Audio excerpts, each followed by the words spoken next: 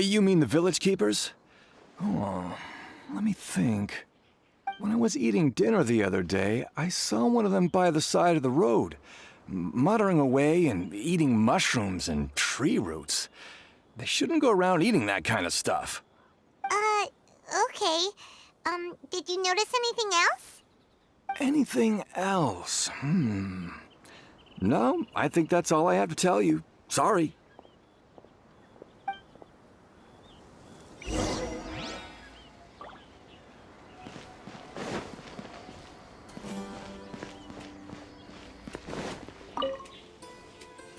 The scholars that have gone missing. Have you seen them? Those eyes. Those fierce eyes. You look like a real fighter. Don't change the subject. Right. You were asking about the mad scholars. I think it's been a few days since I last saw them. I usually go to bed pretty early, so I'm not too familiar with what goes on at night. But honestly, I feel quite sympathetic towards them. Even though they act a little strange, they've helped me in the past. If it weren't for them, my house would have collapsed long ago. Do you also think Grandpa and the others are good people? Grandpa? Oh, hello there. It's little Isak. You mean that nice man who looks like your grandpa's long-lost twin, right? He was actually the one who protected my house. I saw it with my own eyes. He happened to be staying near my house that day and was doing something with his hands on the ground. It still feels pretty surreal now that I think back on it. Did someone teach them how to do that? Well, whatever the case, I'll always be thankful to him and whoever taught him to look out for others.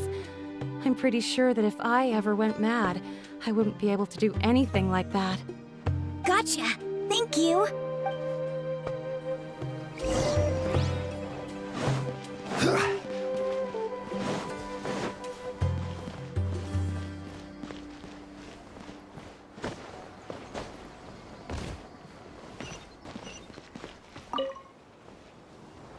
Sir, have you seen my grandpa recently? You know, the one who likes to sit and space out near the village entrance. Oh, well, if it isn't Isak. Oh, your grandpa, huh? It's been a while. The last time I saw him, he was spacing out by the road as usual. I went and asked him if he'd like any of the food I had prepared, despite my wife's protests. Like many people, she's really quite terrified of them. And speaking of my wife, she's still always complaining about how I don't make enough mora. That might explain why she's always mad at me. Oh, thank you. Thank you for taking care of him. It was nothing. You're looking for him, right? Did he go for a walk and get lost? Yeah. That's no good. Well, once you found him, come by my place again and I'll cook a little something for the both of you. I've known you since you were very young, so as far as I'm concerned, you're family. Please feel free to come by anytime. Wow, what a nice guy. Okay, thank you, sir. Huh? Don't say anything for now. Isak, stay here. Let's head over there. Stay quiet as you move.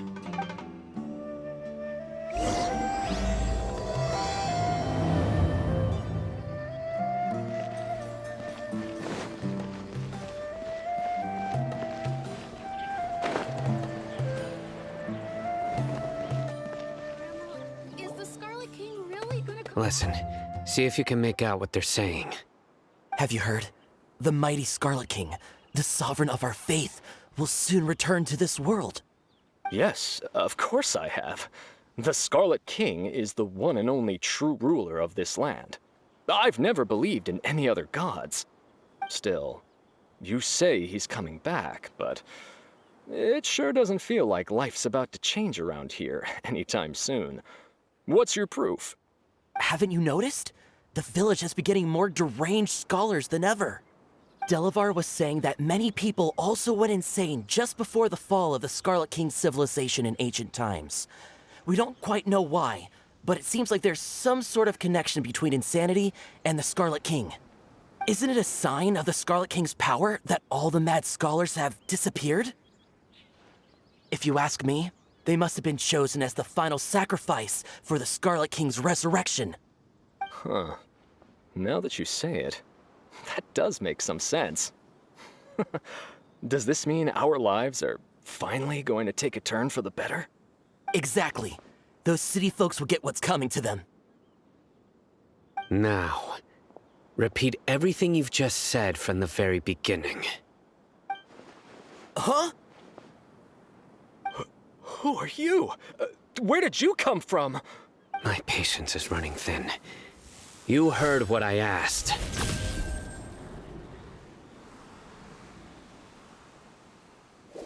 Yeah, bro, this guy's something else. Just look at his eyes. One wrong move, and he's gonna flay us alive. Let's not get on his bad side, okay? I am no match for this guy. Oh, okay, good sir. What is it you would like to know? Tell me about the Scarlet King's resurrection.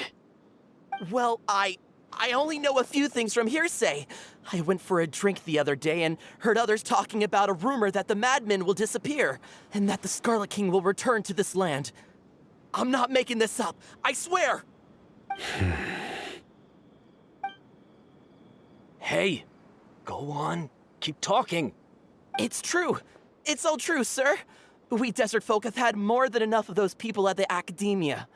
They keep sending us all their mad scholars and won't let us have a good life. Would you want to live like this if you were in our place? The radicals were even more thrilled than me when they heard the news.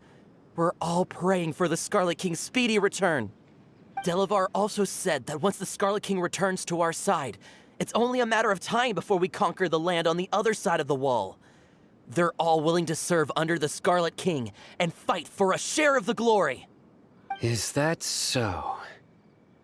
Seems like he still wants to know more. Keep talking. Got it. At first, I told myself it was just the drink talking, but then all the mad scholars vanished without a trace, just as the rumors said. Please don't beat me up just for mentioning these rumors. If I'm guilty, then everyone else around here is also guilty. I'm just saying what the others said. The people here really like the Scarlet King, but dislike the Dendro Archon.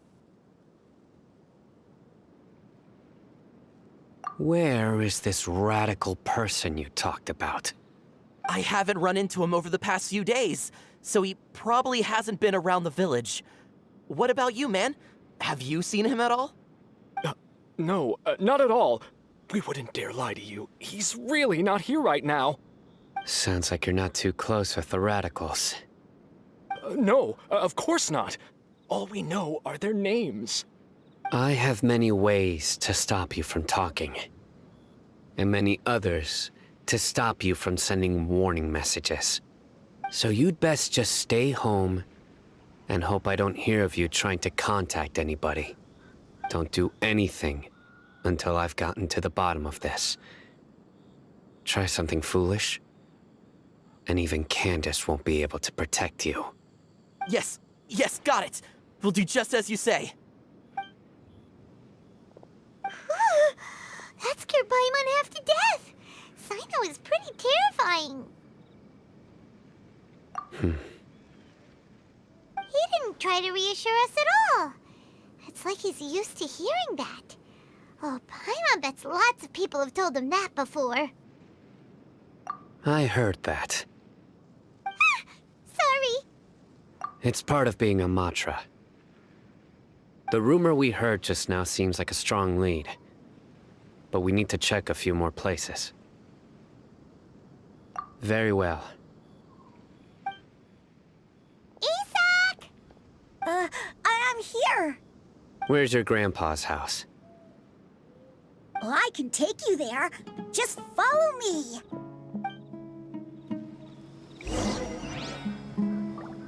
Join the Eremites and embrace a wonderful new life.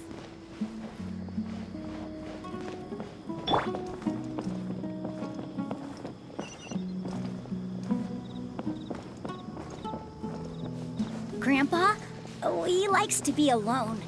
Sometimes he stares at the sky in a daze and Other times he just pokes at the ground with his fingers. Every now and then, he yells out at the top of his lungs, so a lot of people are really scared of him. But he's a good person, really. I know he is. I swear, he's just like my real grandpa.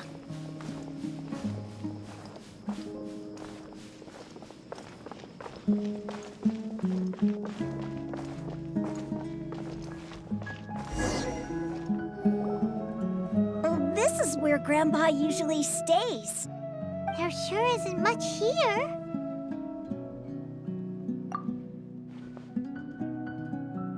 No. Incense? Please don't say it's the same one as before. But are you okay? Are you getting dizzy or need to lie down? There's a scent that you can sense, but I can't. A certain traveler here once passed out from that smell. Thankfully, Tighnari saved the day. And then he gave us a long lecture to explain all about how it worked. So, you know Tighnari? Huh? You know him too? Are you two friends? Yes. Now that I concentrate, I can also make out the scent of incense. Wait, surely Tighnari didn't lecture you too. No. No need. Did you first encounter this scent at Tighnari's house? In the forest. From a scholar.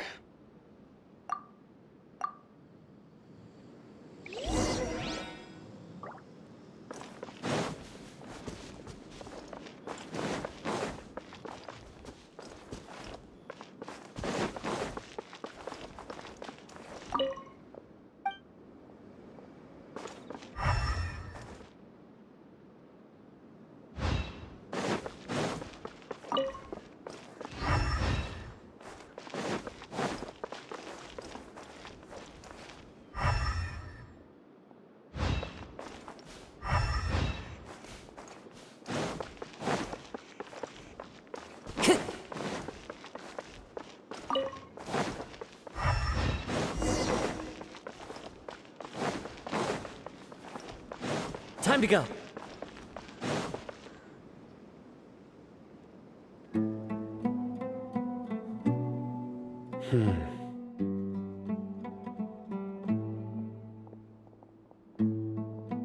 What are you looking for, Cyno?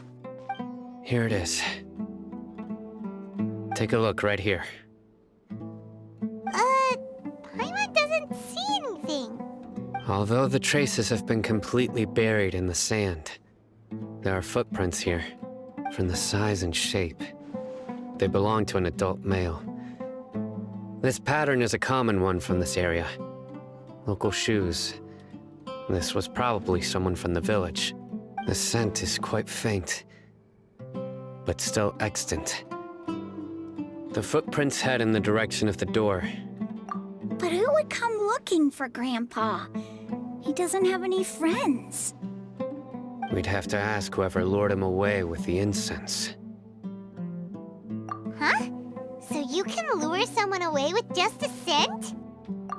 Hey! What's wrong with liking good food? Everyone's got something they love in life.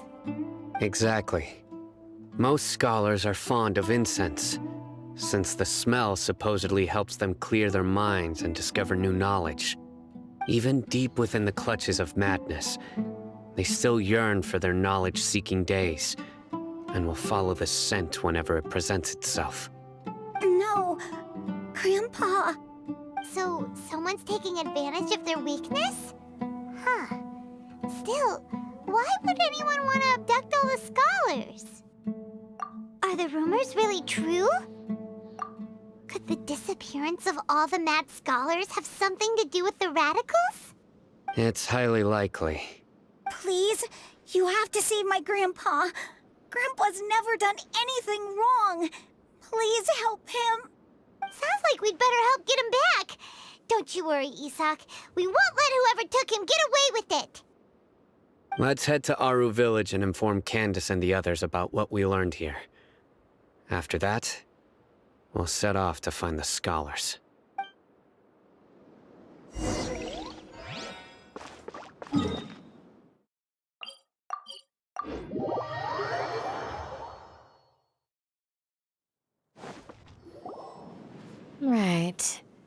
The darker fabric definitely looks a lot better. That'd be my choice, too. We're back, Candace! We've got a lot to tell you. Ah, welcome back. Sounds like everyone's friends already. Oh, Dheya's here too! You bet. So, everything goes smoothly? Reasonably. Alhaitham didn't go with you? We haven't seen him at all. Huh. I saw him around the village entrance earlier and figured he was investigating with you. I guess he must have gone off on his own. Did you find out anything useful? I see. So someone used a kind of incense to lead the exiled scholars away from the village.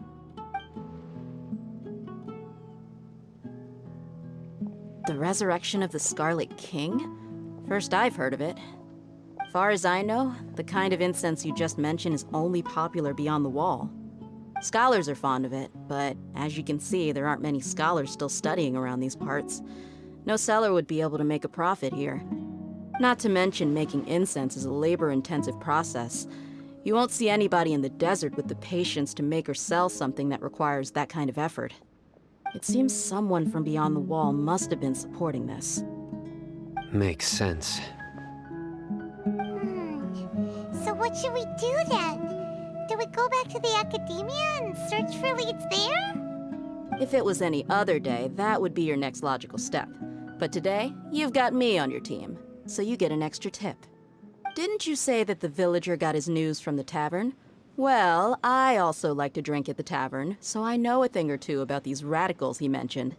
If Paimon remembers correctly, the leader of the radicals is some guy called Delavar. Ah, yeah. Delavar, the scar-riddled bandit, Engur, the wide-eyed butcher, and Jabari, the duck-tailed bearded crook. The whole lot of them are known around these parts. These guys have one thing in common, and that's being broke. The rougher life gets, the more they want to believe in the Scarlet King. Way they see it, the Scarlet King's resurrection is their only chance at overthrowing the academia. Throwing all of Sumeru into chaos is the only way to change the way of life here in the desert. Anyway, that's my guess why they've chosen to become radicals. Dheya, you're amazing! You really know this place inside and out!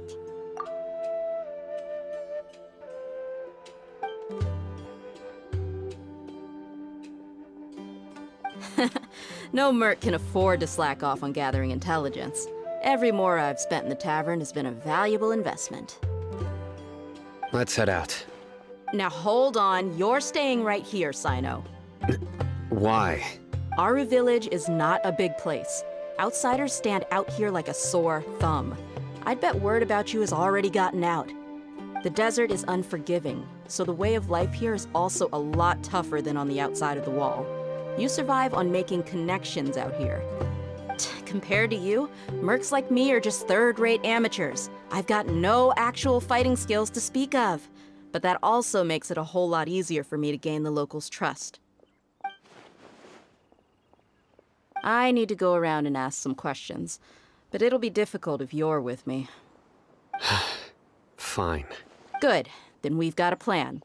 The Traveler and Paimon will go to Caravan Rebot with me, and we'll try our best to figure out where the mad scholars have been taken. Cyno, you'll have to stay in the village and continue investigating on your own. All right, sounds like a plan!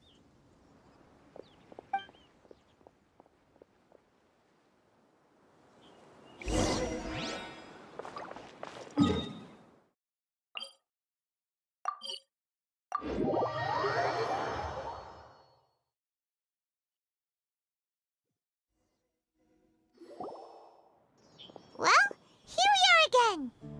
Sounds like you're starting to get familiar with the area. Paimon's amazed every time we see the wall of Samiel. How can a wall this tall even exist? It's almost unreal. I know what you mean. I had the same question every time I walked this way when I was a kid. Also, why is this high wall here? And can a wall really block sandstorms? It was only after I grew up that I realized The Wall of Samiel isn't just there to keep out the sandstorms. It serves a more important purpose, keeping out people like us. Sumeru is run by wise and mighty sages. To them, us desert dwellers are nothing but tools that can be used and discarded at their whim. We're cheap labor, like livestock, but easier to control. Nothing more. Even if a child from the desert got the chance to obtain an Akasha terminal, almost all their requests for knowledge would be denied. The academia believes we're underserving. Geniuses like Sataria are 1 in a million. The other children never get a single chance to try and rewrite their fate, even though the academia knows very well that we're humans, just as they are.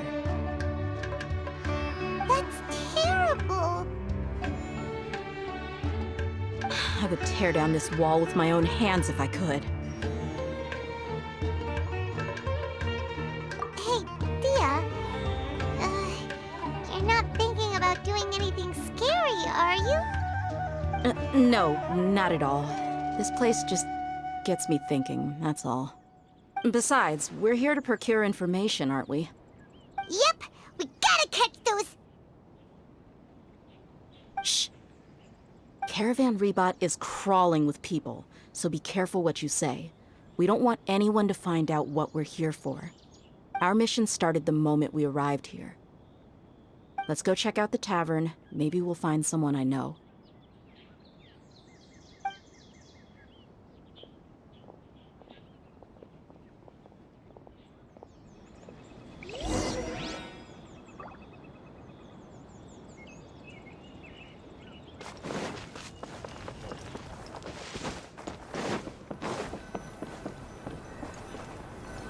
Just our luck. None of them are here today. You mean, you don't see anyone you know? Dheya, is that you? What a coincidence. You here for a drink too? Zaki. Finally, a friendly face. Oh, and who do you have with you here? Guests from another land? Hello, hello. I'm Zaki. Dheya's, how would you put it? Drinking buddy? We've had drinks together a few times. You could say we go back a ways. Anyway, as far as my friends here, they aren't too shabby, are they? You rarely see any Outlanders so friendly and respectful nowadays. Absolutely. Much better than those people on the other side of the wall. So, Dheya, are you looking for someone? Yeah. Have you seen Enger, Delavar, or Jabari recently? Of course I have. Matter of fact, we were all here drinking together just a few days ago. I've got a spice trading deal from another nation. I thought maybe Delavar and his friends might be interested. Know where I could find him? Ah, how thoughtful of you. Then I assume you also know that Delavar's been having a hard time making ends meet these days. So, you came here to help him out? Hey, keep it down. Let's just say I prefer to keep this deal a secret. Y'all at Caravan Rebot are like family. If there's more to be made, why not do it together? Besides, Delavar and his friends have muscle. They'd be a good fit for escorting the goods. Yes, how considerate of you. Delavar's my friend too, so of course I can take you to him. Come with me.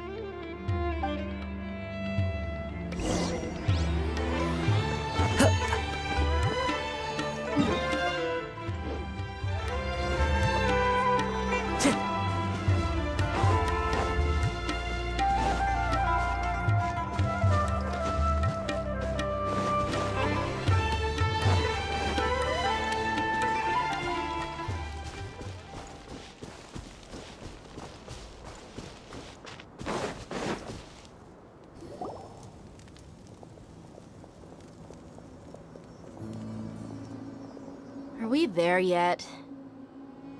Yep, this is the place. This place is practically deserted. What are they doing in a place like this?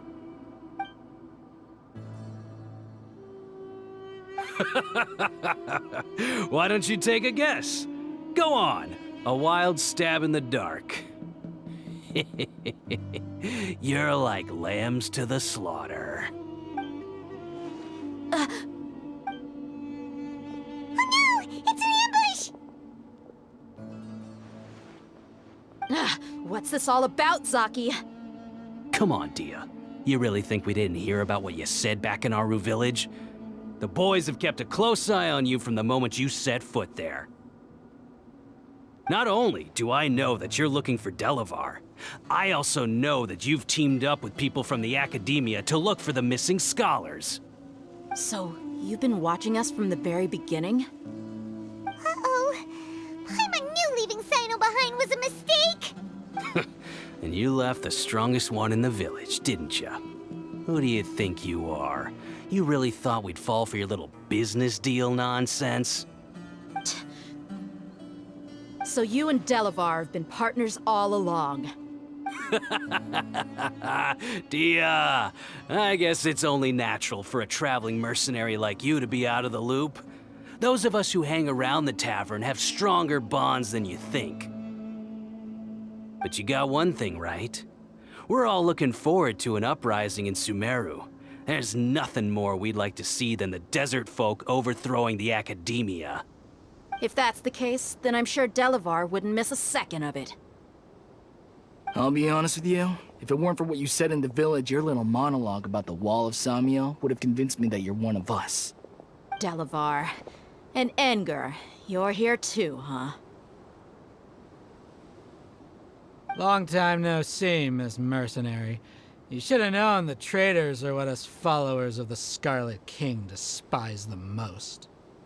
Dheya, I thought that you, a fellow desert dweller, would understand that the Scarlet King is greater than the Dendro Archon. Little did I know, you don't deserve to join us. Yeah, gee, what a missed opportunity. Adopting radical views and kidnapping innocent scholars, all because of some baseless rumors.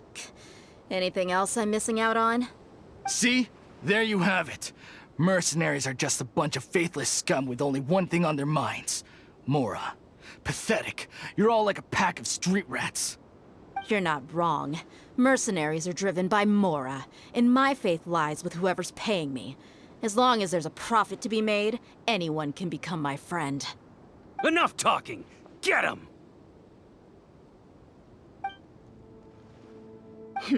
Just as I expected.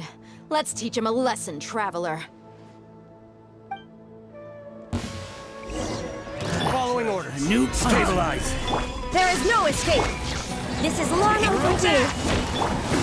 Into the wind. Access denied.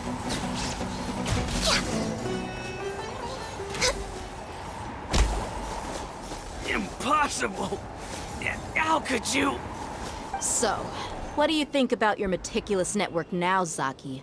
How did you say it? It's only natural for a traveling mercenary like me to be out of the loop. I'm guessing your informant told you that I'm just an incompetent merc with no real fighting skills, correct? I mean, that is what I said after all. And of course, you would believe everything he reported. The only thing you know about me is that I'm a mercenary, but you've never seen me in action. Even though you heard we went to handle monsters together, you believed that Candace was the only one doing all the real fighting. That so-called Flame Mane is just a fraud. She admitted it herself. She just uses her connections to gain the trust of others. That's what you thought, right? Ugh. You lied in the village because you figured that we'd have people watching you. And you were stupid enough to fall for it. I figured as much the first time we drank together. You all thought you were so smart. Pathetic. Okay, that should be all of them. Whoa! So you've been planning this since we were in Aru village? No task can be done without preparation. I just happened to notice a couple suspicious-looking people while you were out investigating. Oh, but instead of catching them right away, you let them report back. Those two who were snooping around were just a couple small fries. If we want to get the real catch, we have to be patient and give it some time. Oh, you mean the funny name she mentioned back in Uncle Ampu's house? The wide-eyed butcher, scar-riddled bandit, Paimon can't remember them all. That's just a bunch of drunk talk. Edgar and Delavar like to talk themselves up when they're drinking. Edgar, the wide-eyed butcher, and Delavar, the scar-riddled bandit, are the nicknames they came up with for themselves. Alcohol has a way of making people share what they really think.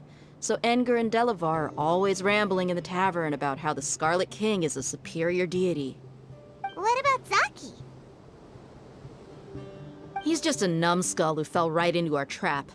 Zaki was probably the best hidden of them all. My initial plan was to find Delavar first, and then try to track him down. That's what you wanted to ask when we were at Uncle Anpu's house, right? Jabari is one of the villagers you talked to. You know, the one who wanted to treat Isak and his grandpa to some food. Wait, so he's a radical too? No, he isn't. I just needed to tack on a random villager name to make the eavesdropper think that I was making some wild guesses based on my impressions. Wow, what a genius idea! Well, that's an expert mercenary for ya. Ah, you're too kind. It was straight from the usual playbook, if I'm honest. So, that thing you were saying before, is it really true? About what? About how mercenaries only care about Mora, and that anyone's a friend as long as there's a profit. Does that bother you? What makes you so sure? Dheya, do you dislike the Dendro Archon like the other desert folk? You two are pretty sharp. No, I don't have anything against the Dendro Archon. I've heard a lot of nice things about the Lesser Lord from Dunyarzad. I can understand her devotion and gratitude. Dunyarzad's just an ordinary person. There's no way a god would be so involved in the lives of everyday people, unless they were truly compassionate. I've begun to realize that the sages are behind everything that's happened recently. The radicals' blind belief in the Scarlet King, making the Dendro Archon out to be an enemy. It's all the Academia's trickery. But I see through it all. And unlike them, I can never be hostile towards anyone who's never done anything wrong. Dheya.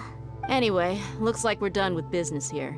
Traveler, lend me a hand. Let's tie him up and bring him to the village.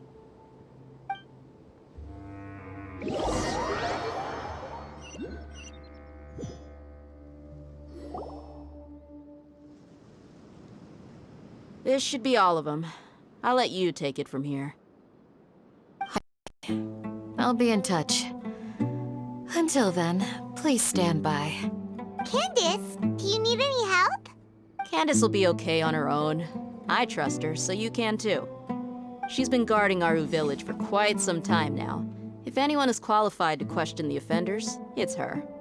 While I'm questioning them, why don't you pass some time by exploring the area? I'll meet you back here tomorrow morning, Traveler. As for these idiots, let's just hope they live to see another day.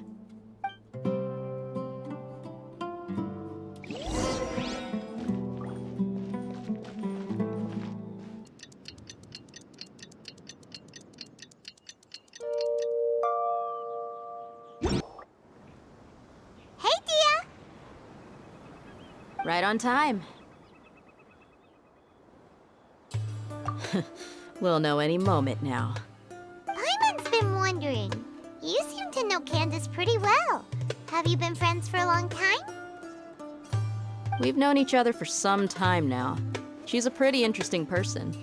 Even though she's an extremely strong warrior, she never misuses her powers against others. Oh, Paimon knows what you mean. Like a lot of martial artists say, never take the fight outside the ring. Yep, I guess you can put it that way. It takes strong convictions to be as dedicated as she is, and shoulder that kind of responsibility. Us mercs, on the other hand, we pretty much live from one day to the next. Well, Paimon thinks you're great too. Really? Thanks for that.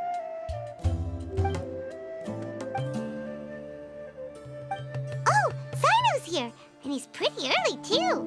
Yes, I was here yesterday to help out a little. To help out? By doing what? Sharing some interrogation techniques. Oh, you mean you taught Candace some more persuasive methods? Right. Come on in, everyone. Come on, let's go inside.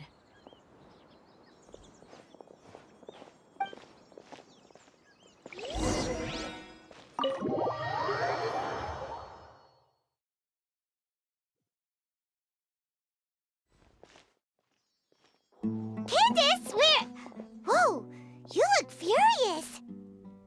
Do I? Huh. What gave it away? Oh, there's no mask that can hide true bloodlust. Cover up your eyes, and it'll still show itself at the corners of your mouth. Perhaps I need to work on my composure. Still, it's perfectly understandable why I'm angry.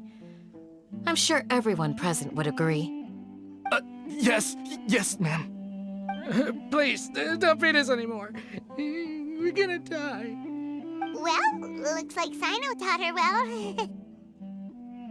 You fear death yourselves, yet you do not hesitate to place the lives of others at risk. The absurdity is mind-boggling. The ones you call mad scholars are known to us as the Village Keepers. They are vital members of our community, and some even count them as family. You come here, to my village, and you treat my people as nothing more than stepping stones towards your goal. Tell me, what would you do to you in my position? Mercy! Please have mercy! You've made your bed. We may both be desert dwellers, but there is one thing that I understand better than you. The resurrection of the Scarlet King will only result in war. And war serves no one. The people of Aru Village care little about which god is in power. Life may be tough and tiring, but we wish to preserve our way of life. A war would only cause us to lose all that we have. And that is not a responsibility that you can afford to shoulder. We understand. We're sorry! I'll tell you everything I know, please. Just let us go. I'm listening. You might not believe this, but it wasn't us who came up with this idea. Someone was spreading rumors in the tavern. That's how we ended up hearing about the Scarlet King's resurrection. Some mystery man told us that mad scholars will make the perfect sacrifice to usher in the Scarlet King's resurrection. They give their lives, and we can get anything we wish for. They're called Village Keepers. Slip up again, and you'll regret it. Yes, sorry. It was all that mystery man's doing. He told us to spread word about the Scarlet King's resurrection and talked us into helping him. In return, he said he'll help facilitate the resurrection process. I'm not sure. That's one. Huh? One what? Strike. You get a total of 3. Then, you die by my hand. Wait, I'm telling the truth. We don't know anything. It was all him. 2. He got us to lure them out of their houses in the night with some kind of incense. We take them to a junction outside the village. Then the mystery guy takes them from there. You gotta believe me, please. I'm telling the truth, I swear. It's just that... That was indeed the truth. Traveler, go on.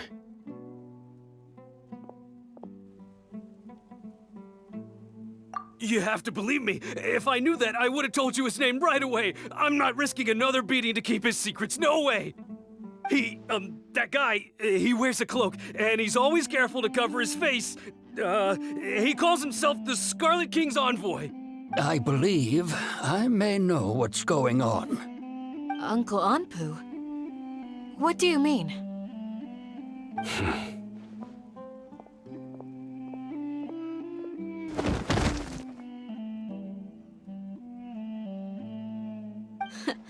Smooth.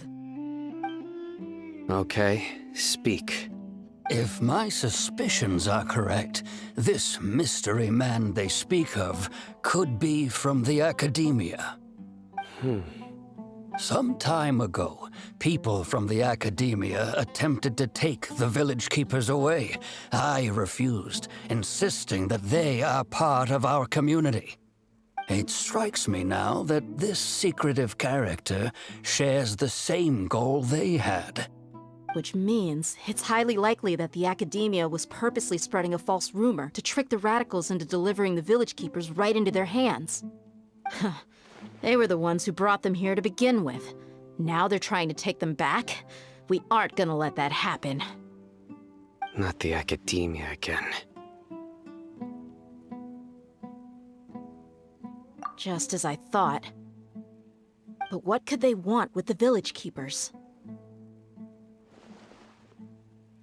People are nothing but tools in the eyes of the Academia. A change in their plans likely means they found another way to exploit the scholars.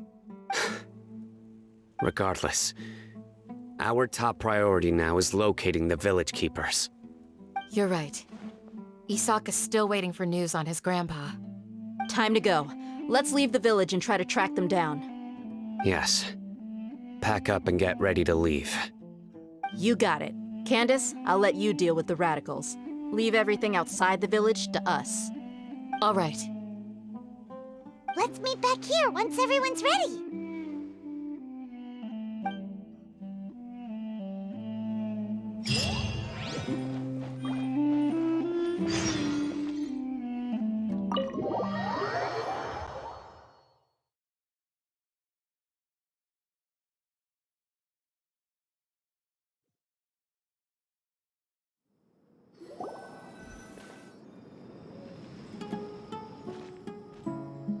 Let's get some food in us and then we'll... Whoa! Where did you come from? Well, as you can see, I am merely sitting here and reviewing what we have deduced thus far. You were gone for ages, and now you're suddenly sitting here musing to yourself? Where have you been anyway? Hey, what's with the silence? You never think things through before asking questions. I'm giving you some time to make up for that. Paimon's so mad! Paimon's gonna give you an ugly nickname! Never mind! Paimon's got nothing. There's just nothing super obvious to pick with this guy. It makes it so hard. Well, you've heard nothing to suggest I left this whole time. So clearly, I stayed in the village to investigate. Anyway, you plan to leave Aru Village and keep searching for the truth of this matter, yes? Yep. We're not gonna find out anything more by staying here, so we thought that we might as well take the search elsewhere. Enough with the silent treatment! No. I'm just surprised that you decided to team up with him. Alhaitham, you haven't helped us out at all ever since we arrived at Aru Village. Bold of you to question our choices. Yeah, you're all talk! While you were investigating, I had my own work to do, which I've now finished. Really? Paimon doesn't believe you. To be honest, we aren't really a team, so I have no obligation to inform you of my whereabouts. Not to mention that going separate ways allowed me to find some important information that you all had missed. Huh? Right here in the village? Correct. What did you learn? I'm going to take you to someone. But before that, you need to understand where she's coming from. What does that mean? How do you think the residents of Aru Village feel about what we're doing? In other words, do you truly believe every single word the villagers tell us? You mean some of them lied to us? Hiding the truth does not necessarily equate to lying. Again, these people have their reasons. Remember what Candace said? Most people in Aru Village don't necessarily care which deity is in charge of Sumeru. That's because whether the Scarlet King or the Dendro Archon has power is of little significance to them. By contrast, the perils of their daily lives are ever-present concerns. They won't simply share everything they know with you without good reason. That's why you believed there was no further information to be found in this village. Glad you're following along. Among those you have talked to, there's someone who was consciously keeping you out of the loop. In fact, she's been observing your every move since you arrived. The reason being, To someone who only wants to live their life in peace, any external factors introduce unpredictability into the equation. Those eyes. Those fierce eyes. You look like a real fighter. Don't change the subject. It's quite obvious that she's intimidated by Cyno's authority and strength. Right. You were asking about the the mad scholars. She corrected herself mid-sentence because she's aware that there are Scarlet King fanatics in the village. If she sounds too friendly towards the village keepers, she could easily make herself the Radicals' next target. I think it's been a few days since I last saw them. I usually go to bed pretty early, so I'm not too familiar with what goes on at night. Remember? She made a point of denying her involvement in anything that occurs at night. But honestly, I feel quite sympathetic towards them. Even though they act a little strange, they've helped me in the past. If it weren't for them, my house would have collapsed long ago. After speaking to the village chief, it became clear that the village keepers had protected Aru village at night. In other words, the young miss was very much awake during that time. Then why would she lie? By getting involved with an outsider, she risks drawing unwanted attention to herself. As for why she might be so wary about all this, maybe you should ask her. I'll pass on this one. You said that she is afraid of me. If so, it's best if I stay out of this. We're on it!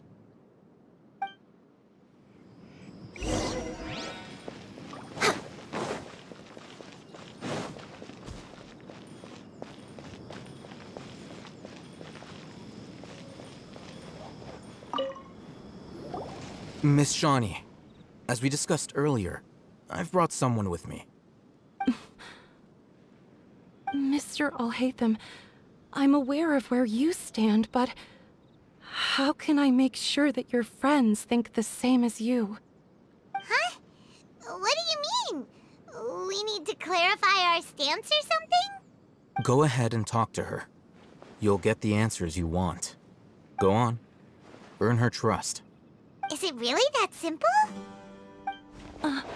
May I call you Traveler? Hi, Traveler. I want to ask you something. Do you think the resurrection of the Scarlet King can truly change Sumeru for the better? Why's that? That's very similar to what Miss Candace says. I know you two are friends. That's why I'm willing to talk to you, even though I do have some reservations. Before, I wouldn't even have the courage to ask something like this.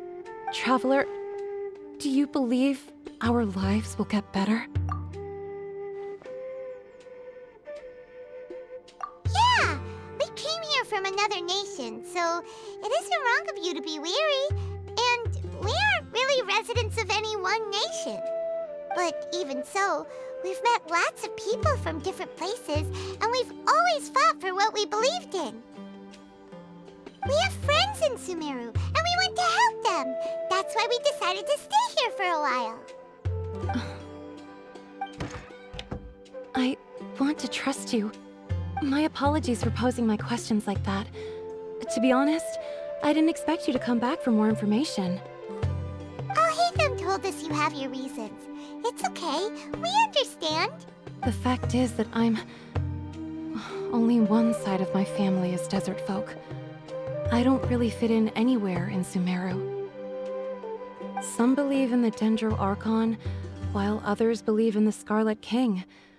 I don't belong to either side, and neither side would want me. Speaking of which, the Radicals mentioned that they despise traitors. Do they just think that anyone who's different from them is a traitor? Yeah. Some people can be so narrow-minded when it comes to bloodline and beliefs. It makes no difference what I say or how I behave. I'll always be suspected of having ulterior motives. Slowly, I just stopped talking to people. I pretended not to hear or see anything. All I want is to live my life in peace. And then it happened. The village keepers who had helped me disappeared with no explanation, and I didn't dare breathe a word about it to anyone. Until now. You can tell them. I'm sure he'll keep your secret. All right. I'll tell you what I told Alhaitham. I actually have a sharper sense of hearing than most. Sometimes, I hear strange crying sounds in the night. There are ghosts? Perhaps. I'm not sure. It's faint, but it's definitely the sound of crying. It comes from far away in the distance, and always carries very raw emotion. It used to be louder and more frequent, but ever since you arrived in the village, it doesn't seem to happen as often, and when it does, it's much quieter. I have to focus really hard to make it out. I confirmed this with the guards on night duty. They also have someone with a good ear, and he's heard similar sounds at night.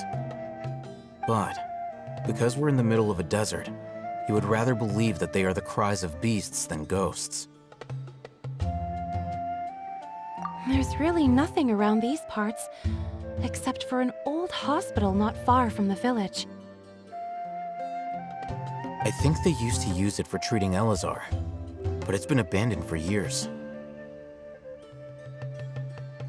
Yeah, let's go!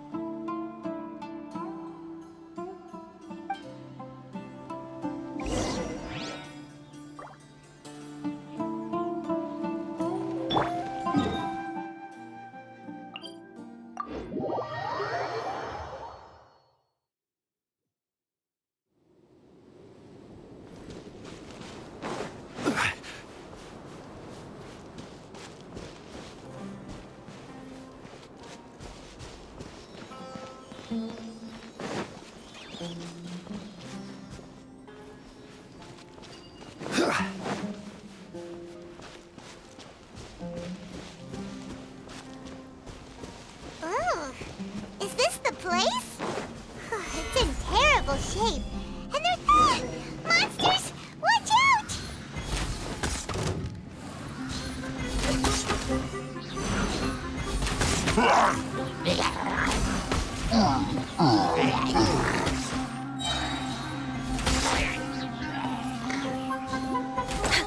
Wind strike! Gather! Order guide you! Illusion shattered! Inazuma shines eternal! They were easier to deal with than Paimon had expected. Super strong bandits? Or monsters taller than buildings dropping out of the sky? Or, you know, something like that. He looks super serious. We gotta stay on our A game too. This is the one.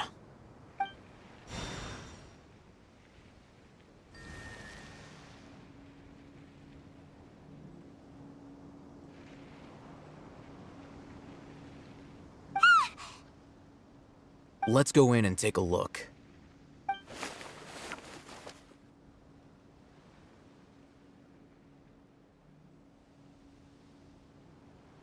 Hey, Alhaitham, we haven't found squat. Are you sure we aren't wasting our time here? Patience. Shawnee says she only hears the crying at night. We have time to burn. Until then, I'm taking a break. And just like that, he sits down. Wait, he even brought a book to read? What are you reading? Let Paimon see! Okay, sure.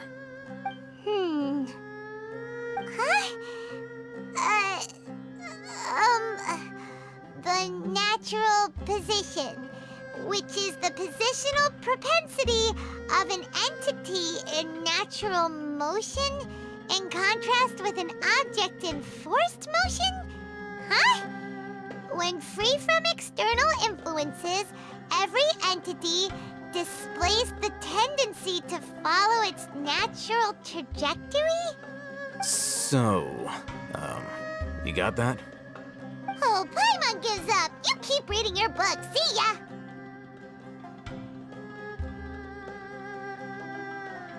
he's so relaxed. Look at him, reading an impossible book in a creepy place like this.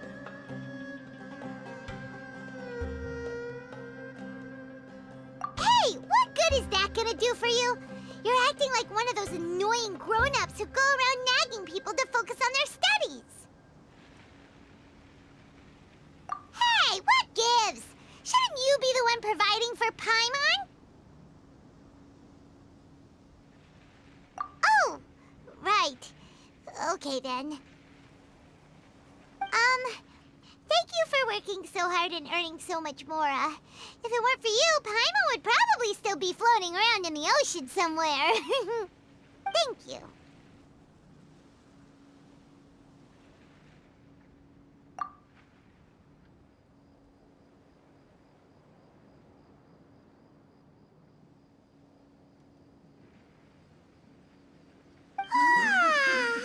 Paimon's getting so sleepy. Huh? What was that sound? There it is. It's coming from that direction.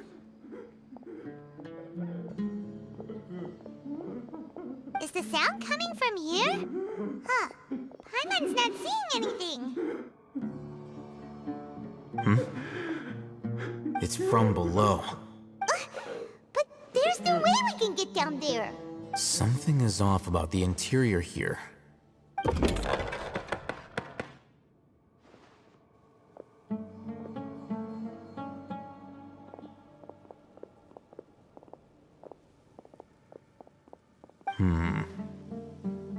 As I thought, there's a hidden structure.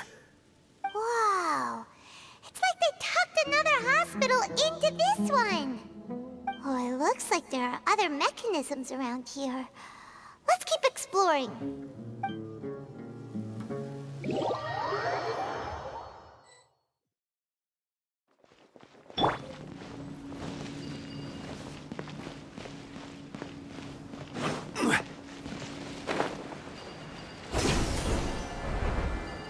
Like a lamb to the slaughter. Law of the jungle. Stabilize. Shine down!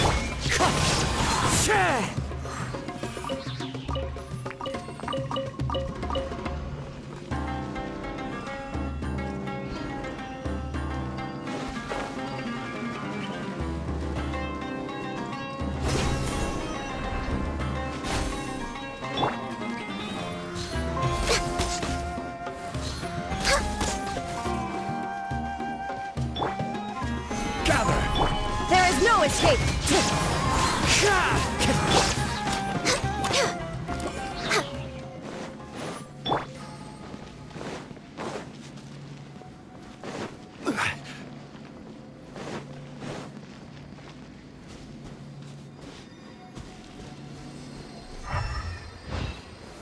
Solidify!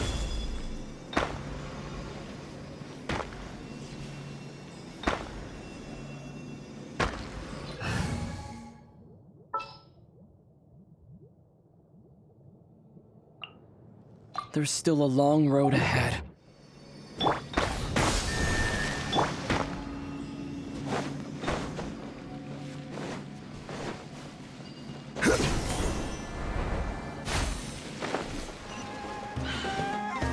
Gather! No touching!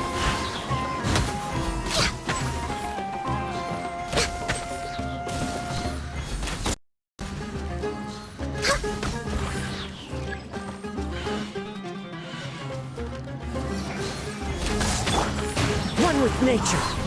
I will have order. Born of ice and frost.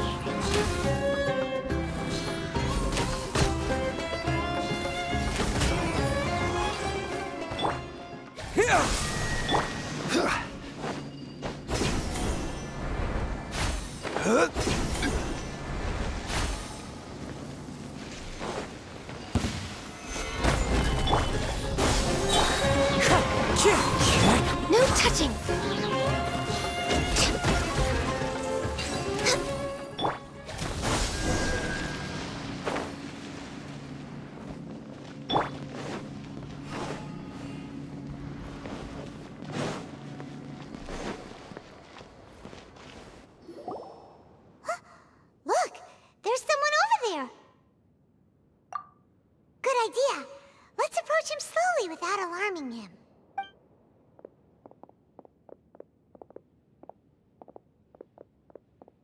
Wait.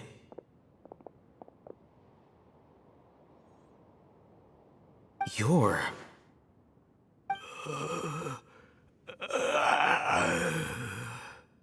He can't speak, and his eyes are unfocused. But he looks too young to be anyone's grandfather. Also, why is he the only one here? Didn't expect to see him here.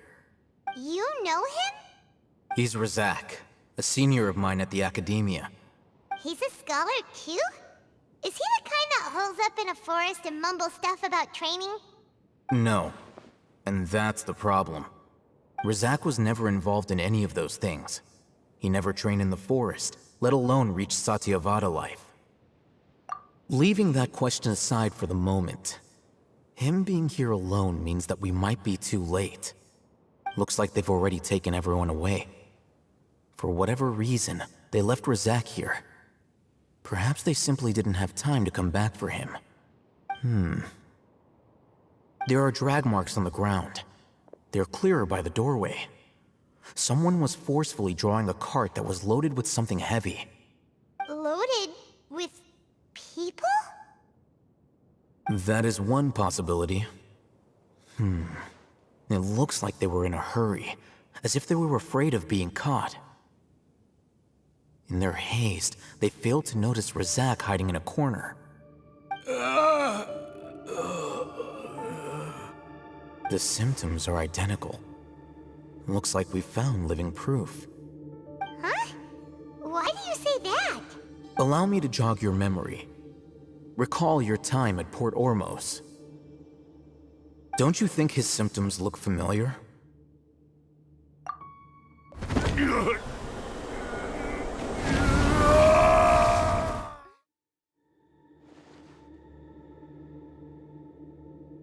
Oh, now that you mention it, they're acting the same way. Correct. The Academia is behind all of this. It isn't difficult to deduce their rationale. First, the Academia spread a false rumor of the Scarlet King's resurrection, emphasizing the role of the village keepers, the mad scholars who were exiled to Aru village. These rumors were all the persuasion that the radicals needed, and those based in Aru village leapt into action. Unbeknownst to them, of course, through rounding up the scholars, they were actually helping the Academia. As well as being able to exploit the radicals for their own ends, this scheme has one further advantage to the Academia. All the risks and responsibilities are offloaded onto the Scarlet King's followers. Life for the desert dwellers has been brutal ever since the Scarlet King's death all those years ago. Beneath the surface, feelings of desperation are widespread. Many would give everything they have for the prospect of something better. Anyone looking to exploit that for their own ends simply needs to make a few empty promises. Even if complications arise, people will see that those involved are all followers of the Scarlet King and look for no further explanation than differences of belief. A deep-seated mistrust of the desert and everyone in it by the rest of Sumeru will make sure of that. The notion of an Academia plot wouldn't even cross their minds. It may seem like a simple strategy, but it is able to work wonders under Sumeru's current circumstances. Oh, that makes a lot of sense. It's in line with the village chief's theory, too. But there's still one very important question. Wasn't it the Academia that brought the scholars to Aru village in the first place? Why does it want them back now? Throughout this process, one thing has changed. The scholars' identity. First, they were scholars. Then, they became lunatics. After that, they were exiles. And finally, they become missing persons. An exile is still patently a living, breathing human being. But when someone becomes a missing person, that is brought into question. If you can't find someone, you have no way of knowing what exactly happened to them. That makes missing people an ideal resource. Resource? For what exactly? One possibility is that the information in their brains could be extracted into knowledge capsules. Extracted? You mean canned knowledge comes from people's brains? With the technology of the Sumeru Academia, it's entirely possible. Perhaps the process caused them great suffering, which is why they cry out in the dead of night, when no one is watching them. So, the human brain... Nope, nah, Paimon doesn't want to think about this. I'm the Academia scribe, after all. I'm familiar with their projects. Anyway, judging by Razak's state, the contents of a divine knowledge capsule were extracted from his mind. But something went wrong in the process. Or perhaps his curiosity got the better of him, and he used such a capsule for himself. Paimon's a little confused. Can they just use anyone's brain?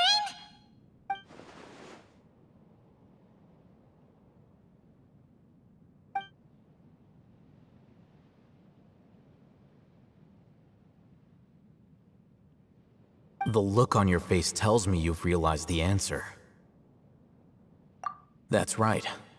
To some scholars, gaining knowledge about the gods is their entire life's pursuit.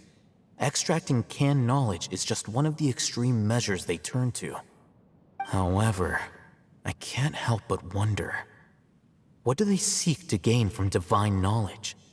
The Academia is going out of their way to look for forbidden knowledge, but what is their ultimate goal?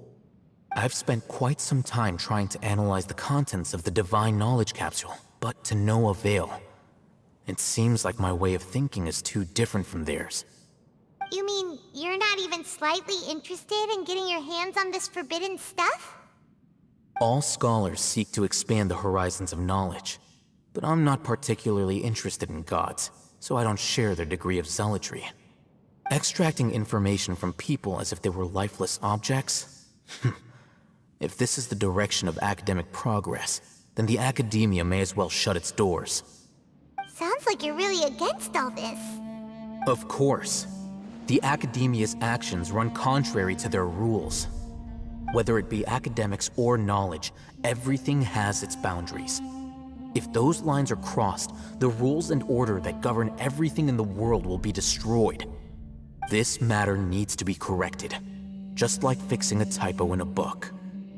Wait, didn't you step in to help because you felt sympathy for those poor people? Not to be callous, but no. My criteria are a little more restrictive than that. There is no shortage of suffering in Sumeru, and the same can be said for the rest of Teyvat as well. What do you plan to do about that? Save every last person? Probably not. Paimon's not sure. You can say that. Simply put, I don't blindly place my faith into strength or heroism. I do what I want. The Divine Knowledge Capsule is something I want to investigate in full. That doesn't mean I'm willing to take action for the sake of a few strangers.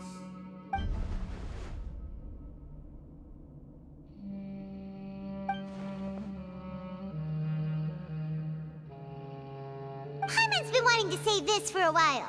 There are a lot of bad guys in the Academia, but you're not one of them. You're their weirdo. You're probably right. Though I must say, I quite enjoy this feeling of being the odd one out. Uniqueness is also an asset, is it not? Wow, that's a great way to think about it. Paimon's really impressed.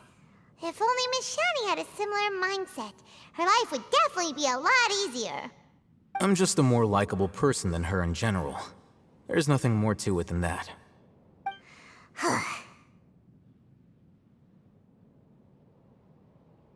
He won't last long if we leave him here. Let's take him with us. We'll work out our next step after we return to Aru Village.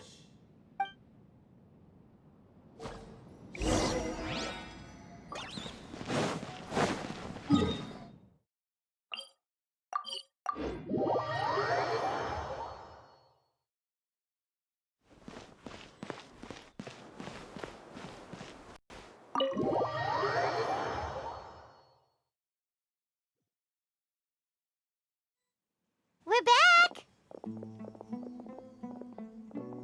You must be tired. You should rest and take some water. What's the situation? Who's this? Unfortunately, somebody who's too young to take on the role of Isak's grandfather. Nevertheless, he's one of the people we're trying to find.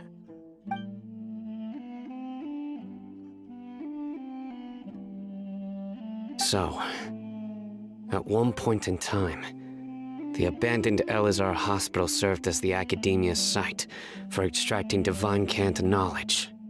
Yep, pretty much. Their plan must have been implemented at some point before we arrived at Aru Village, since divine cant knowledge has been in circulation for a while now. Yet, they fled once we were headed to the village, almost as if they knew we were on their trail. Why is that? Yeah, why is that? We may have a mole in our midst. One of us could be secretly revealing our whereabouts to the Academia. Huh? Are our friendships that shallow? Looks like none of you have realized wherein lies the issue. Cyno, you're the reason why they can predict our movements. Wait, what's that supposed to mean? Choose your next words very carefully. It is simply a logical inference. I have my reasons. So what you're saying is, Cyno's the mole. Interesting. And here I thought you were the most suspicious one, Alhaitham, since you were always acting alone. I know. You have a point, but I realized something as we were returning from the hospital. Cyno isn't like any of us. What are you trying to say? Do you still remember who you are, General Mahamatra? As a Matra, you are no doubt privy to certain kinds of information. Before you can take action against someone, you are required to have all the facts available, including the less than savory details. Simply put, the Academia has traditionally allowed you access to a wealth of sensitive information. Knowing their modus operandi, wouldn't you expect them to take precautions against you? If you want to raise a vicious wolf, you need to make sure that you can avoid its bite. The Academia is monitoring me? It's not that simple. The Academia has eyes all over Sumeru, but they have a special protocol for dealing with you. Every so often comes a Nyagarbaha Day. On this day, the Academia enters new information into the Akasha through knowledge capsules. I remember seeing a thick notebook next to the control panel once. Its contents were all about the General Mahamatra, his activities throughout the day, preferred methods of enacting judgment, everything. You're saying that the Academia entered my information into the Akasha too? But what's the point in doing that? My actions aren't important enough to be added into the Akasha. The Akasha is capable of computation. The Akasha's algorithms are entirely capable of predicting your movements using the data entered. When you would depart, the route you would follow, your destination. It knew all of this. It predicted my every move. The Academia has been watching you longer than you think.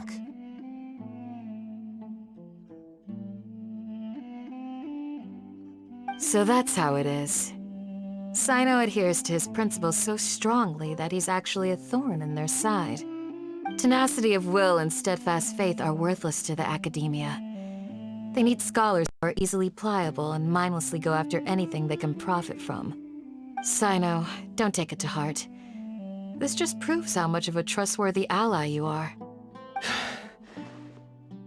They escaped because of me.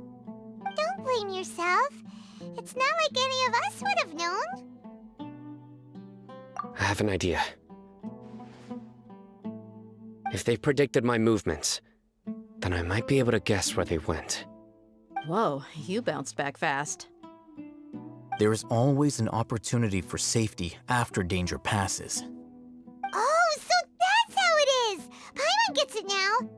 If the Academia is trying to avoid Cyno, then the safest place would be...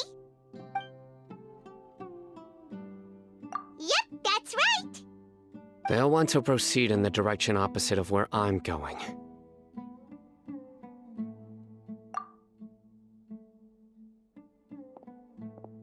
I must go.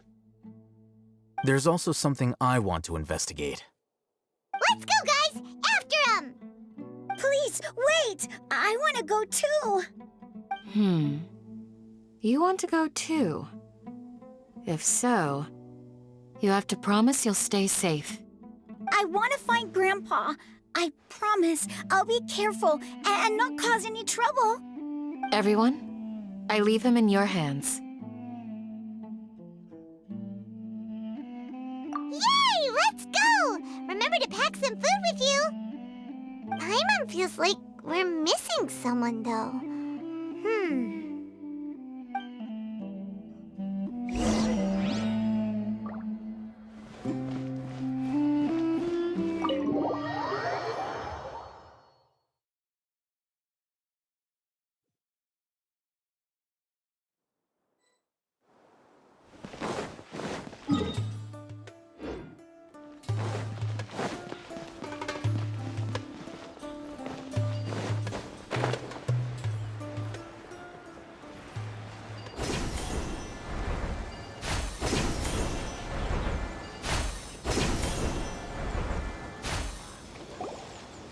So, where do we go from here? Yes. After leaving the village, we should head straight toward the desert.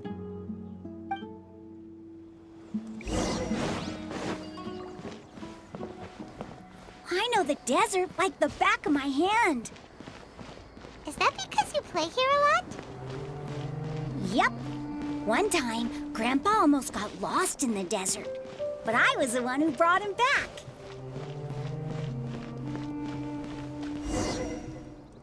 There's something here. What's this? It's buried in the sand. Looks like we'll need to roll up our sleeves and do some work. And Paimon thought running around everywhere was already enough work. Okay. So, we have to dig it out? Whatever's down there, it looks like it's buried really deep. These are likely fragments of an Academia-developed device, something akin to a headset. Looks like there were more than one village keeper. They must have been escorted this way because there are device fragments scattered around here. Let's split up and search the area. Chances are that we'll find other things nearby.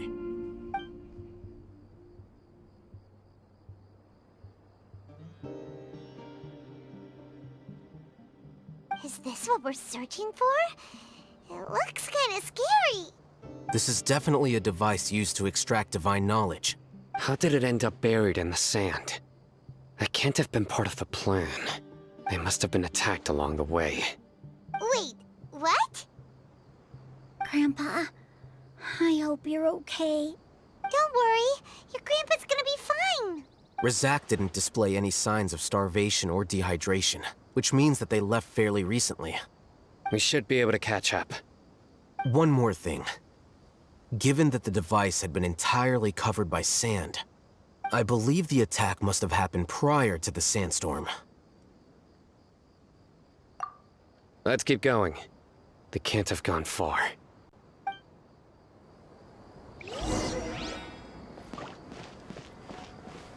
Ugh, but running on sand is so tiring. But you're flying, aren't you, Paimon? Is flying over sand tiring too? Ugh, of course it is!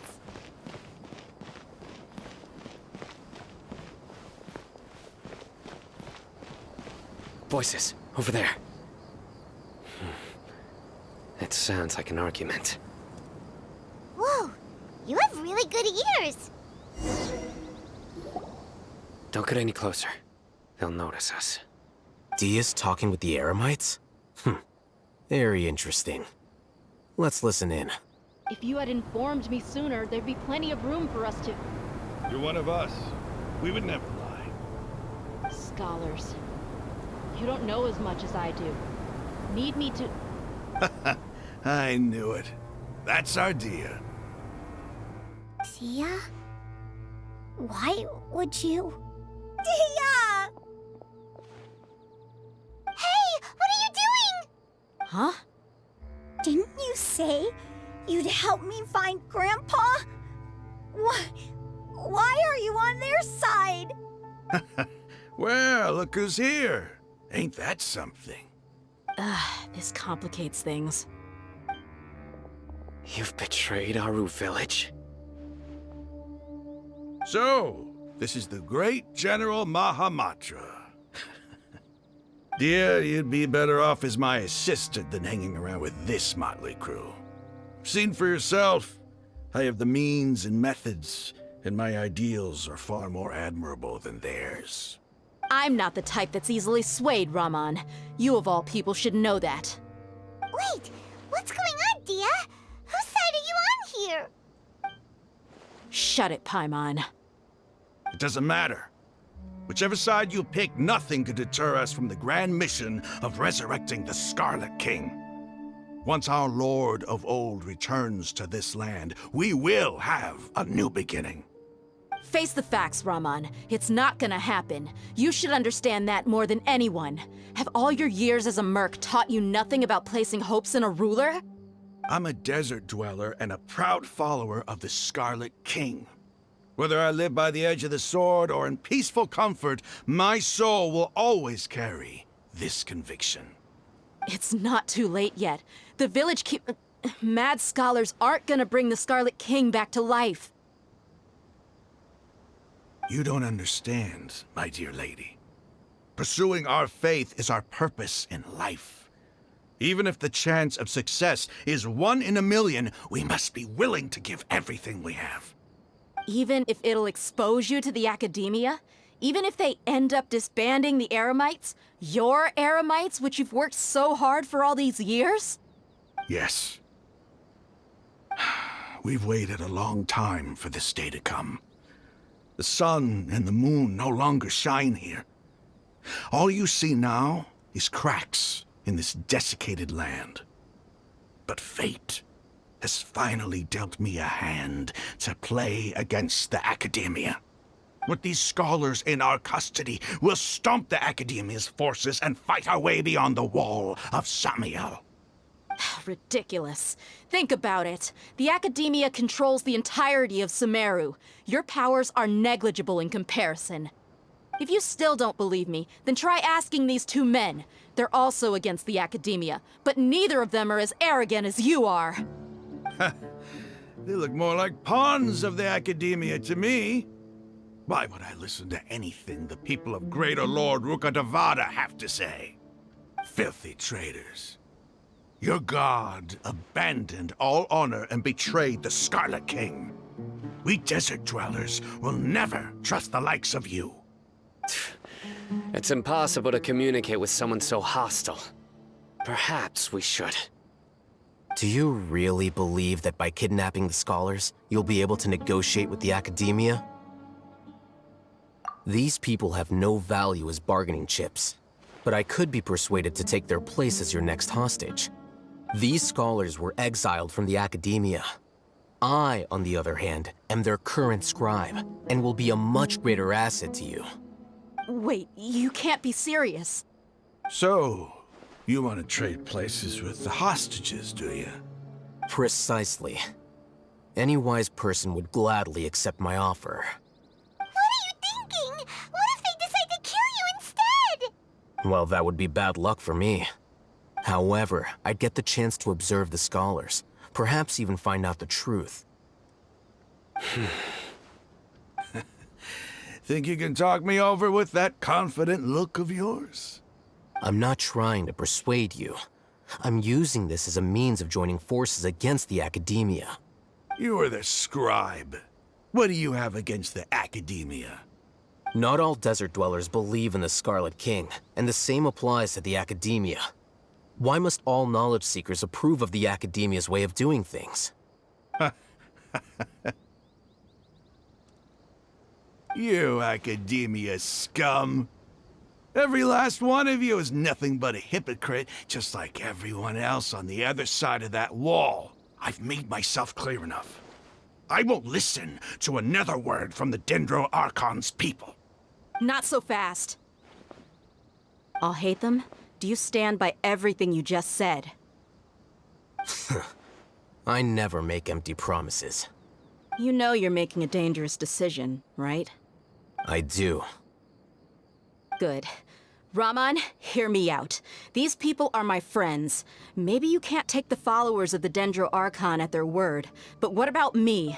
Do you trust me? We've known each other for years. Of course I do. In that case, I'm willing to vouch for their honesty with my right arm. Come on, Raman, don't be a coward. If you're serious about taking on the Academia, you need to steel yourself. You can't be afraid. An arm from the Flame Mane. You've piqued my interest. But what if you refuse to oblige? What should I do then? No one's a fool here, Dheya. We're mercs. And mercs don't tend to live long unless they have their wits about them. You're not wrong, but this is different. I promised my friends that we'd bring back the Village Keepers together. Let's do it right here, then. Give me your right arm as proof of your resolve. Don't listen to him! He's not even trying to negotiate! He just wants to make things more difficult! That's fine. Are you crazy? We came here to save lives. One arm for that many people is still a pretty good deal, if you ask me. Raman, I'm holding up my end of the deal here. You'd better not let me down. Sure. Go ahead and cut off her right arm.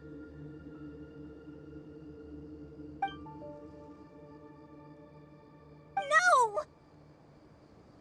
Dheya! What are you gonna do? Think of something! You don't have to go this far. That's not for you to decide. Do it! Dheya!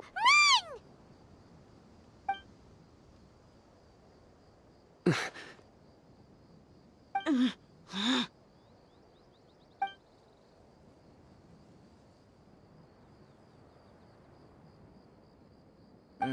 Stop!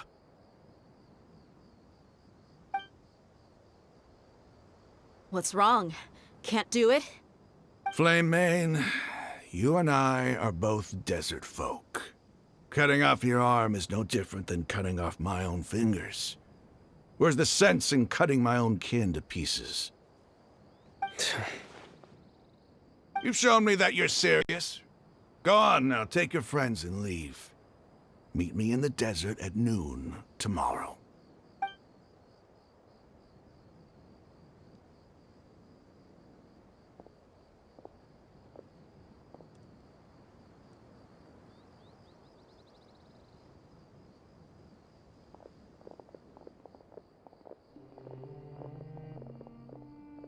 Phew. I was really counting on him not going through with it. Dheya! That was crazy! Have you all lost your minds? What if he'd actually cut your arm off? Then I just have to hold my claymore with my left arm. Okay, I'm sorry. But sometimes when you're out on a limb, you gotta double down to seal the deal, you know? Don't ever make a promise like that again. I can deal with the likes of them. If it came down to it, you would not lose to them either. I don't doubt it, Cyno. But this is about more than me and them. There's a lot more where they came from. Even if we got rid of one bunch of radicals, there are others out there. Wiping them out would do more harm than good. As you wish. I'm sorry, Dheya. I should have stayed put and listened. I should have trusted you. It's okay. I promised you I'd help find your grandpa, so I'll do whatever it takes. Whatever it takes? You just might be scholar material. Huh? Are you serious? The Eremites once said that I was a lunatic. Perhaps a little madness is essential to be successful in research. Why does it feel like he's using his praise for me as an excuse to brag about himself?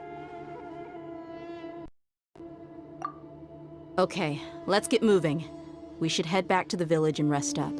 Today was just a trial run. Noon tomorrow is gonna be the hard part.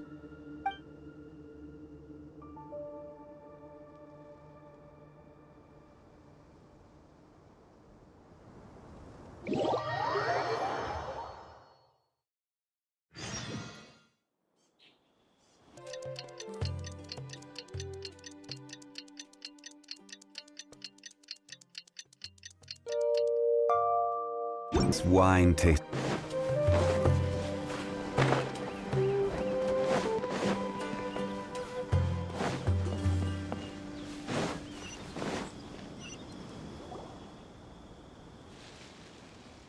You're all here so early. Looks like we have everyone here. Isak, are you sure you want to come with us? I'll watch from a safe distance. Dheya, I want to be there to bring Grandpa home. Okay, let's go then. Dheya, wait. What's the matter? I heard that you were quite reckless yesterday. No more of that today, understood? Or I'll be very upset with you. Fine.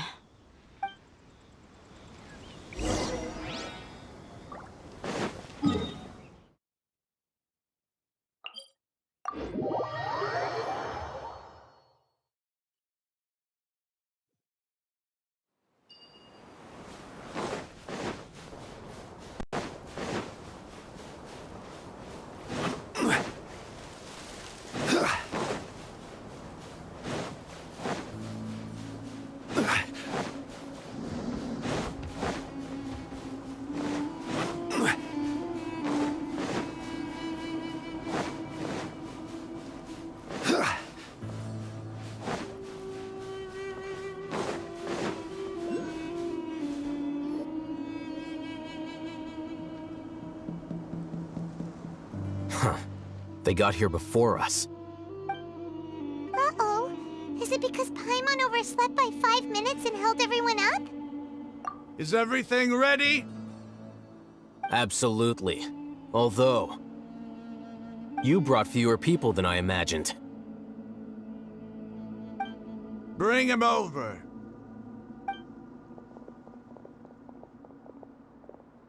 Grandpa! Why is there only one of them? Rahman, I've always thought of you as a man of his word. What's this about? It's a one-for-one exchange. Sounds fair, don't you think? And let me put it this way.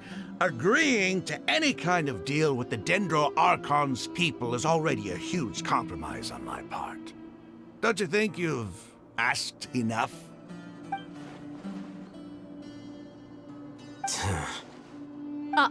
You stay right there!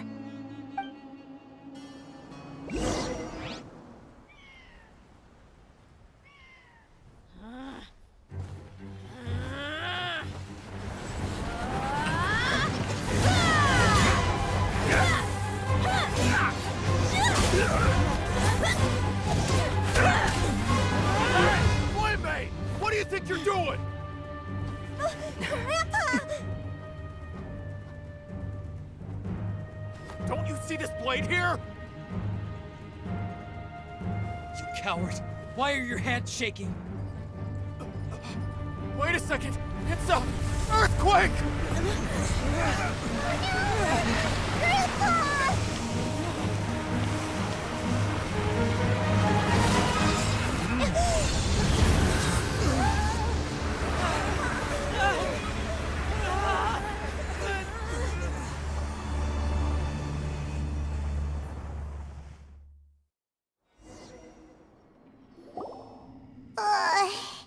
Paimon's dizzy.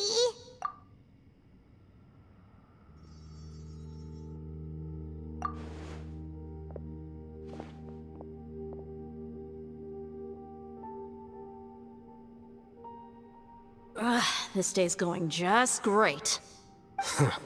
What a nuisance. The sand dune collapsed. I saw an energy field. The village keeper protected us. It glowed green with dendro. Just like you said, it may well have been the remains of Lesser Lord Kusanali's power inside the scholar's body. The Dendro Archon. The present one. Grandpa? Grandpa? Oh no, he's getting confused again. Hey, look around you.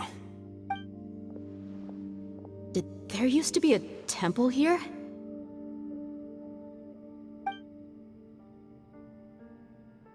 It seems that when the sand dune collapsed, it exposed these underground structures.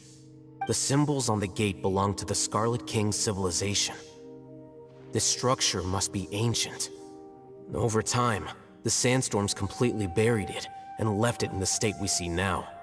It could have been an underground palace in the distant past. Oh, a miracle. Praise the Scarlet King!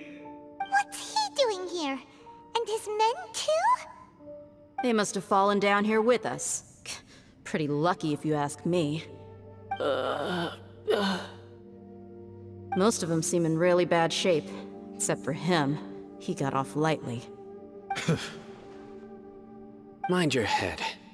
No, this isn't the time for conflict. Our exalted lord has shown us the way to his sacred palace. He's not actually gonna go in there, is he? As it happens, I want to take a look inside too. What are you doing? Don't you think it's curious? 1 minute, Lesser Lord Kusanali's power protects us from harm, and the next, remnants of the Scarlet King's civilization appear. 2 major deities are vying to showcase their power to us. It would be a shame not to witness them both. Paimon thought you weren't interested in gods. Indeed. In my view, gods are just a higher form of living being. Or creature, you could say. New discoveries are always worth investigating.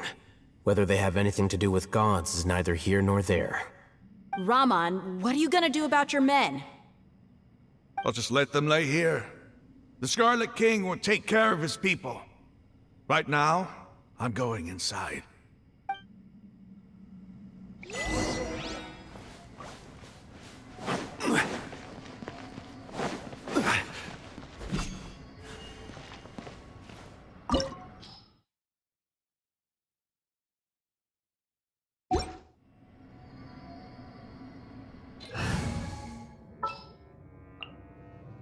What is the situation?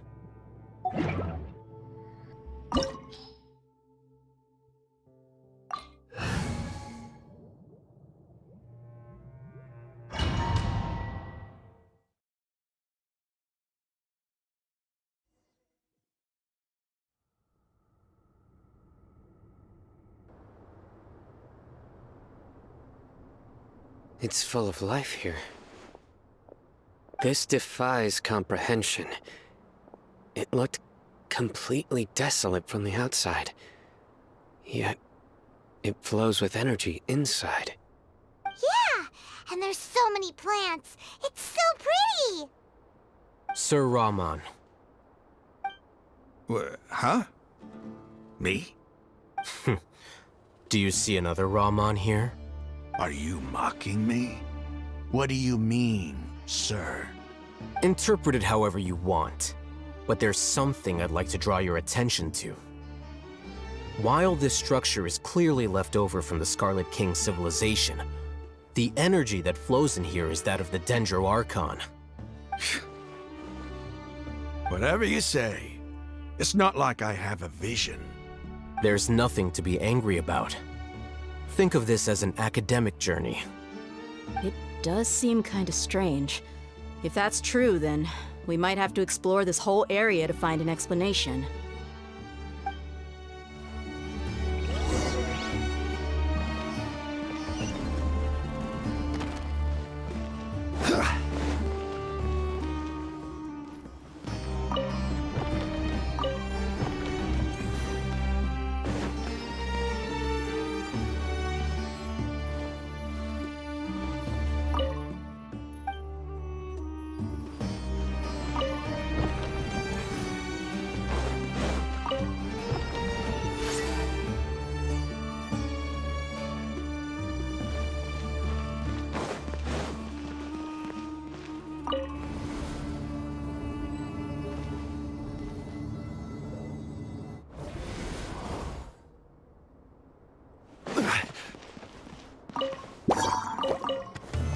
solidified!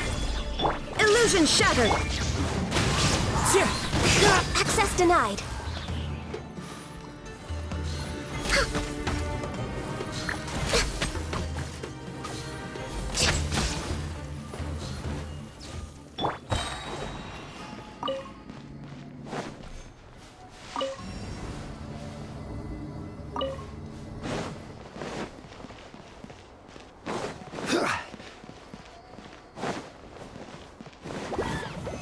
Stabilize! There is no escape! The wind knows me. Born of ice and frost.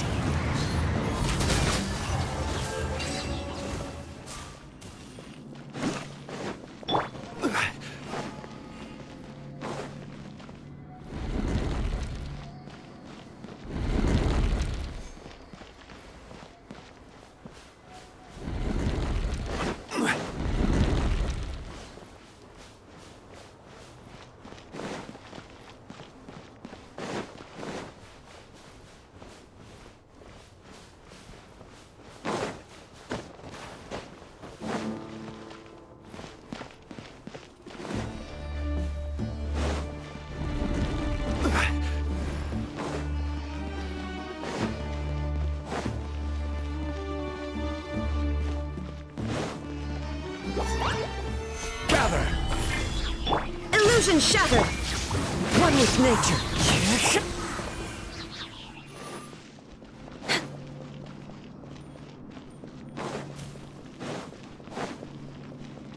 Next on the agenda...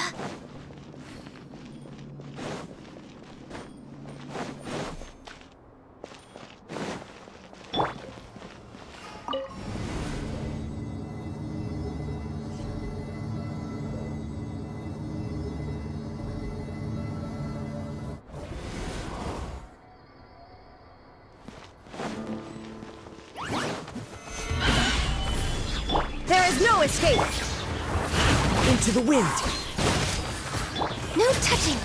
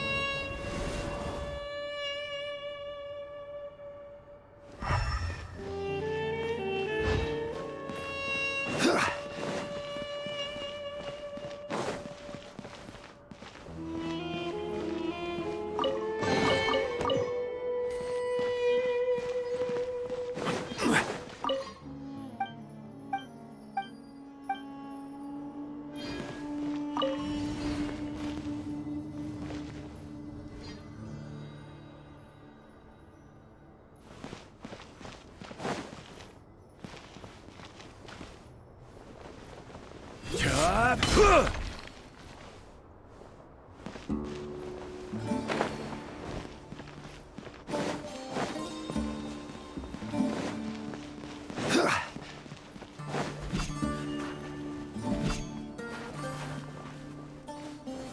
Solidify!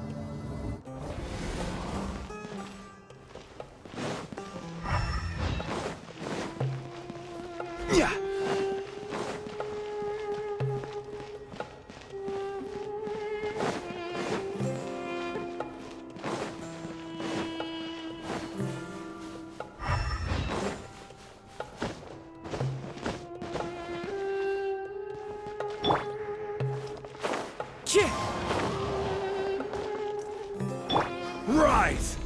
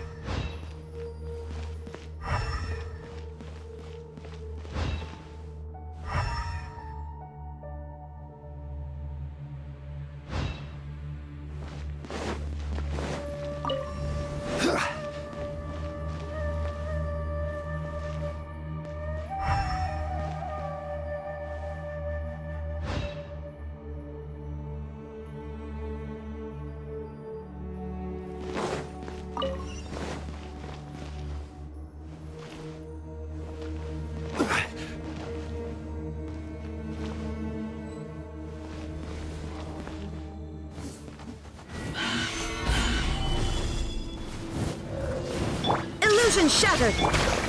One with nature. Access denied.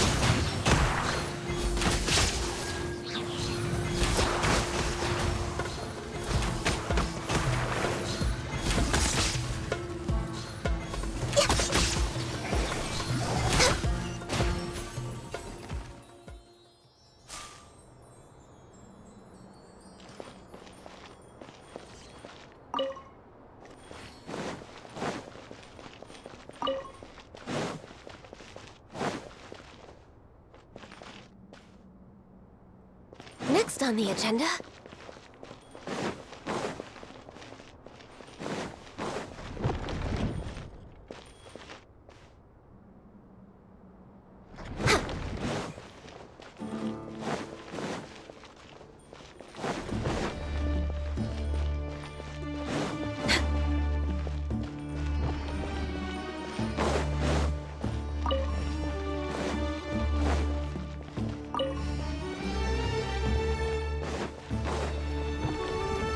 We're way behind schedule.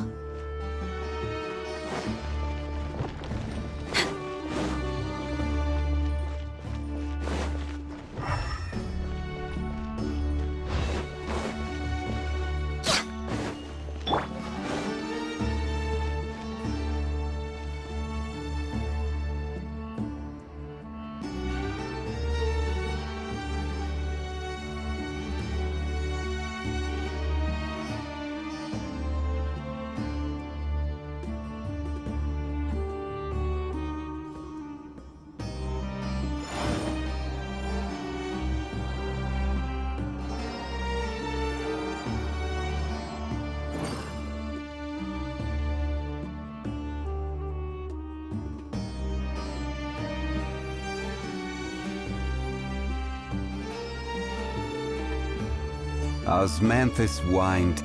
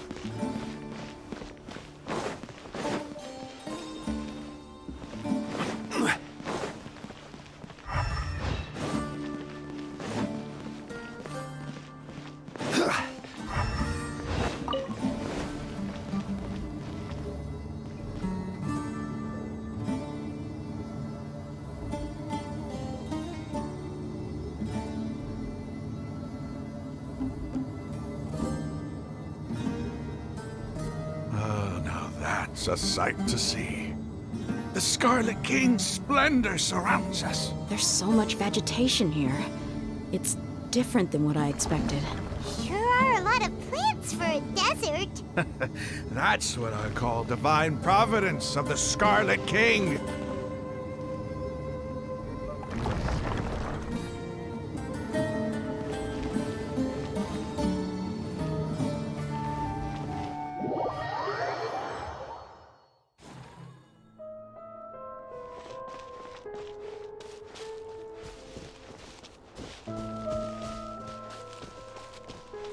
It's getting brighter! Oh, it looks so beautiful!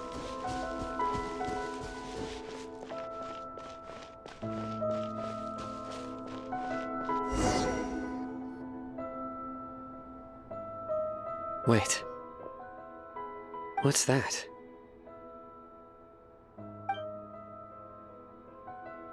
load of flowers. And it looks like there's something among them. These are Scarlet King runes. They left something behind. Yes. It's an elegy written in an ancient script. What does it say? Here lies our faithful priest Kasala. His wisdom is a miracle among the people, deserving of high praise and admiration. You can read ancient Scarlet King script? Of course. Every student needs to master at least 20 languages before they graduate. He's not serious, right? There's still something off about this place. The elemental energy here is too concentrated. The scent of life. Is it trying to tell us something? Is this it? Analyzing.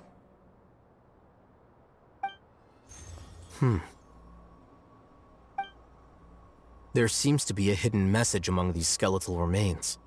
Excellent. There's a device from the Scarlet King's civilization in this gravesite. I'll transmit the information over and project it for everyone to see. Isn't sharing knowledge against the Academia's rules? Yes. However, under the circumstances, I'd prefer you to see this for yourself. You'll understand after watching it.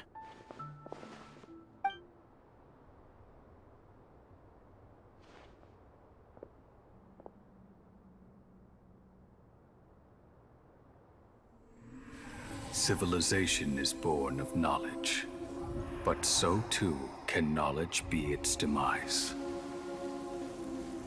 A disaster caught us unaware. It was knowledge that did not belong to this world.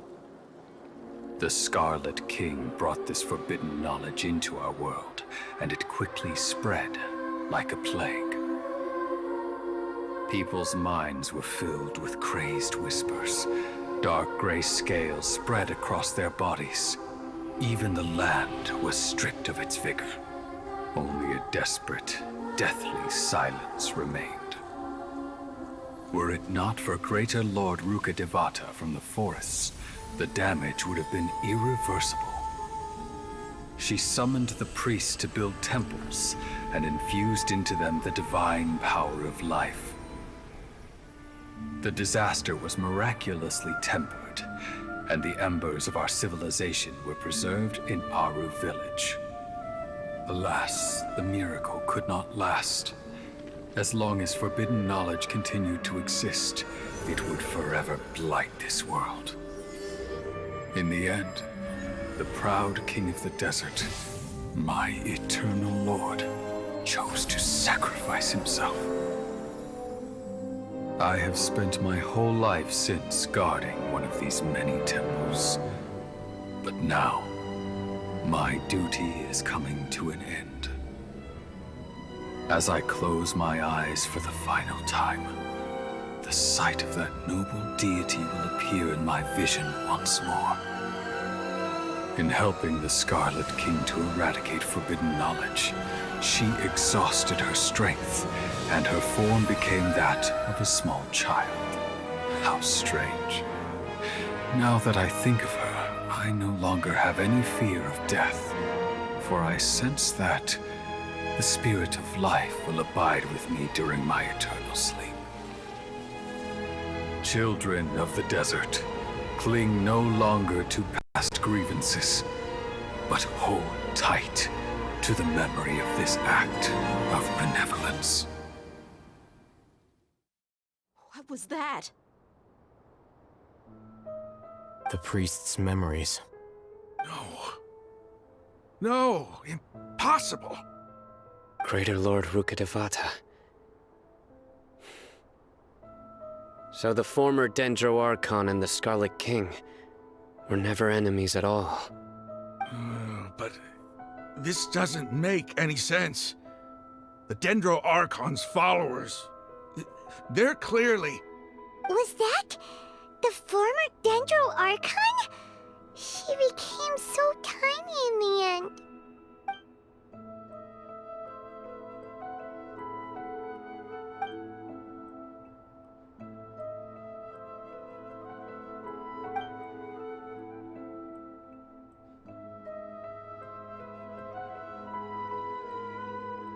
You might be distrustful of the Akasha, but there's no reason for you to doubt the Scarlet King's technology. You've just witnessed his priest's last words. I've never heard about any of this before. The surviving followers of the Scarlet King all gathered in Aru village. Our god did not make mistakes. We refused to believe any of the rumors. The Scarlet King's death, the all but total annihilation of our civilization, it was all Greater Lord Rukkhadevata's doing. We saw her as nothing more than a traitor, who stabbed us in the back in our moment of crisis. Just like us humans. Fighting, feuding, double-crossing each other to survive in the desert. You were blinded by your prejudice.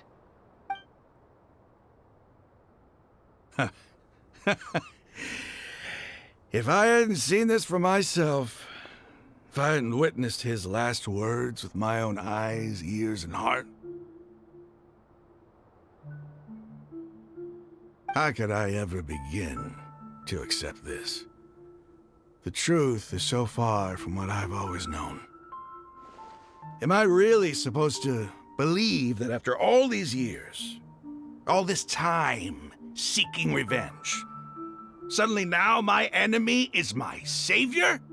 Raman, that's enough. Give it a rest. You're starting to make a fool of yourself. Dheya, tell me, my Aramites and I, what are we even fighting for?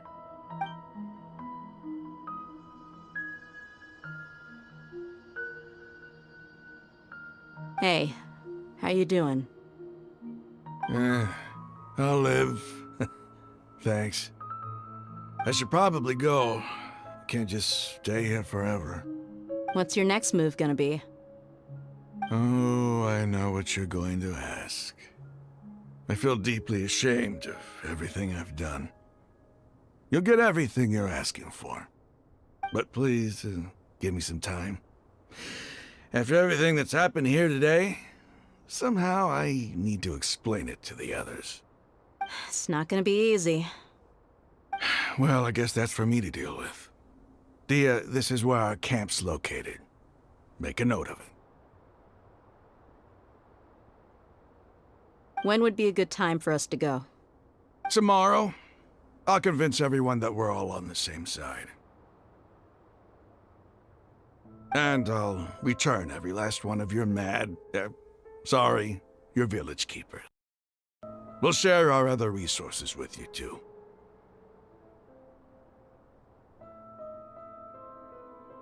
You seem to finally understand that our true enemy is the sages. Yes. The gods never gave up on anyone. It's the people responsible for all this that need to face the consequences of their actions.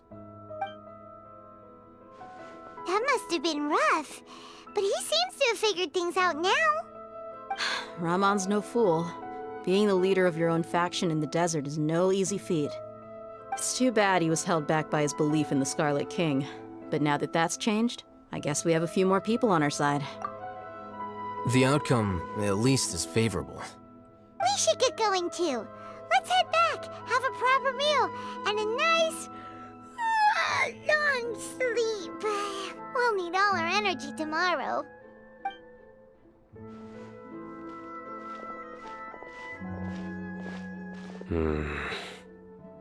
Cyno, we're leaving! Stop yelling.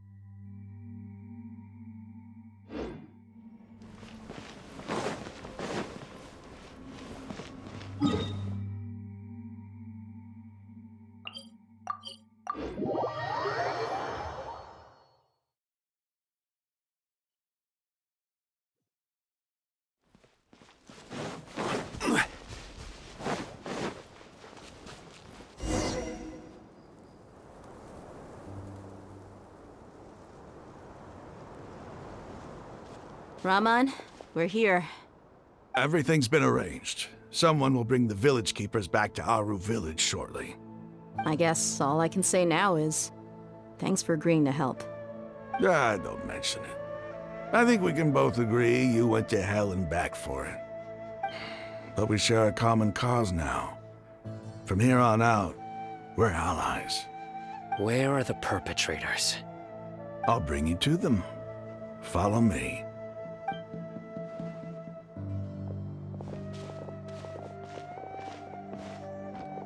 So these are the people who kidnapped the village keepers. Oh no, it's the scribe! There's no need to yell. No one can help you now.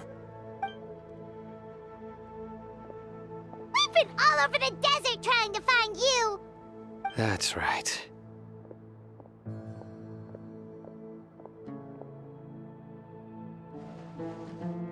General Mahamatra? No, no! Make it quick, please! Swift and painless! Whoa. The moment they set eyes on Cyno, they turned pale like they've seen a ghost! You should have known that I would be coming for you. Wait, we were just following orders! You know what I'm talking about, right? There's no way we could have done all this by ourselves! No, not Cyno! He's gonna tear us limb from limb! I could do worse. Please have mercy! Start talking. Otherwise, I'll have to resort to other methods. So, your superiors have kept you quite busy recently. Why? What are they trying to accomplish? They wanted to extract canned knowledge. Don't play dumb. You know what I'm really asking. They extract divine canned knowledge. Then what? I really don't know how to explain it. Well, you better start talking or you'll be sorry! You don't want to make things any more difficult for yourself, do ya? Be my guest. Uh-huh. That sure didn't sound like a fancy metaphor or anything. You're serious, aren't you? How did you know? There's no use hiding it now. Yes, you're right. The Academia is working on an important and potentially world-changing project. They are creating a new god. A god that will belong to them and to the people of Sumeru. It may seem as if Sumeru's academics are thriving, but ever since the death of Greater Lord Rukkhadevata, scholarly breakthroughs have been few and far between. The withering of Irminsul has been getting worse recently. The sages have tried everything they could think of, but nothing's worked. I'm always hearing them say things like, if only Greater Lord Rukkhadevata was still with us. Continue. And then, someone from the Fatui showed up. They called him the Doctor. He brought a gnosis and said he wanted to borrow the Academia's research facilities. The Doctor was previously expelled from the Academia. At first, the sages looked down at him in disdain. But when he said those words, everyone's expression changed. He asked them, "Do you wish to create a god?" This is what the arrogant ignorance at the extreme end of academia looks like. First, the Academia spent a long time constructing a divine vessel, which was based on an exquisite humanoid puppet. After that, they harvested dreams via the Zeb-Zerus Festival Samsara, maximizing the Akasha's output. With the Doctor's help, and the Akasha now functioning at maximum efficiency, they were able to use it to extract the power from the Gnosis and convert it into a divine core. Next, they decided that their new god needed to possess divine wisdom. For that to happen, they needed a huge quantity of divine canned knowledge. It adds up. But how do you determine whether the knowledge extracted is of divine origin? Call it an educated guess? The Academia has been trying to figure out the exact source of the Scholar's madness for centuries, but to no avail. Nobody can explain the cause of this phenomenon. Surely you can see what that implies, Scribe Alhaitham. If it's knowledge no mortal can comprehend, then it must be something only gods are able to decipher. In other words, it's the source of the God of Wisdom's omniscience and omnipotence.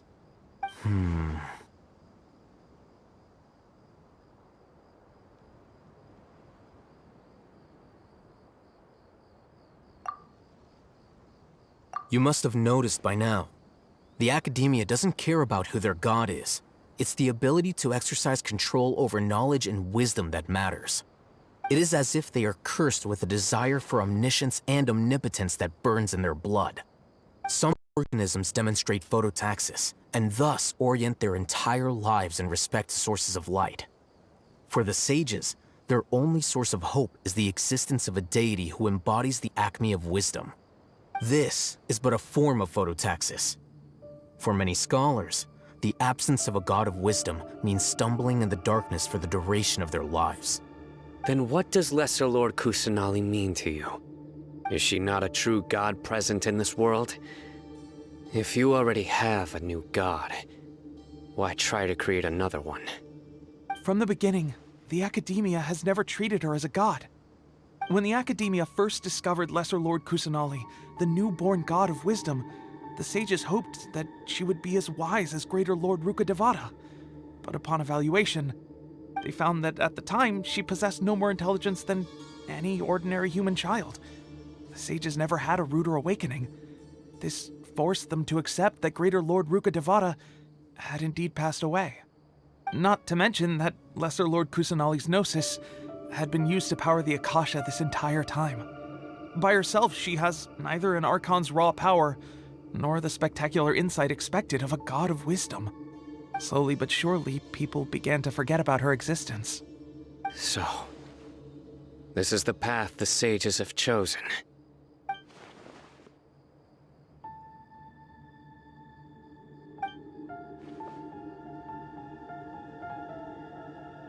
All right, let's try to keep our cool.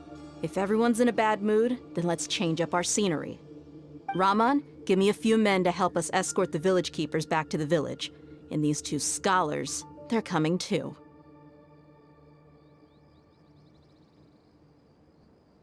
Sure, as you wish.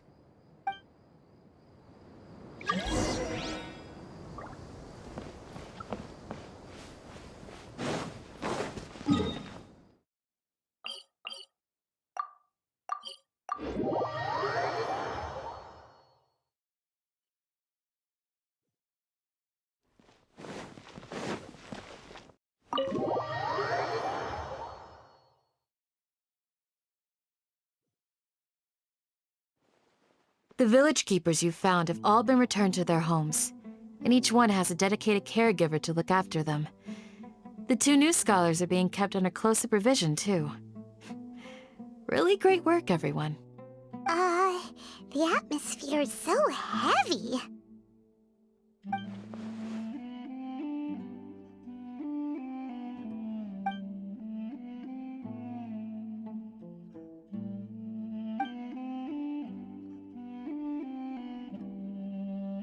Hey! Say something! Stop spacing out! Come on, is there nothing left to talk about? In that case, let's all get some water and try to think about something else. Or I can go fetch some snacks. Oh! Paimon's so coming with you! Do you have any plans, Traveler? Gods above, you're not talking about work, are you?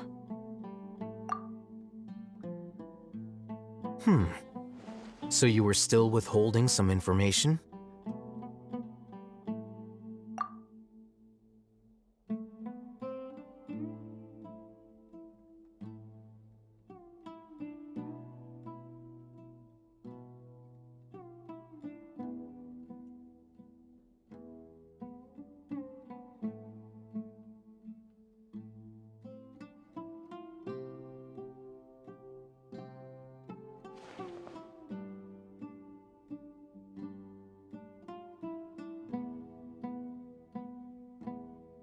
Even though we lived through all of this firsthand, it still feels super surreal to hear you talk about it again.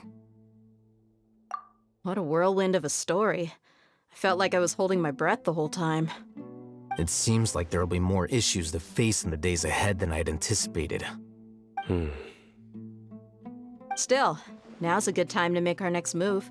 Now that Raman's joined us, we'll be an even stronger team. It's time to make a plan.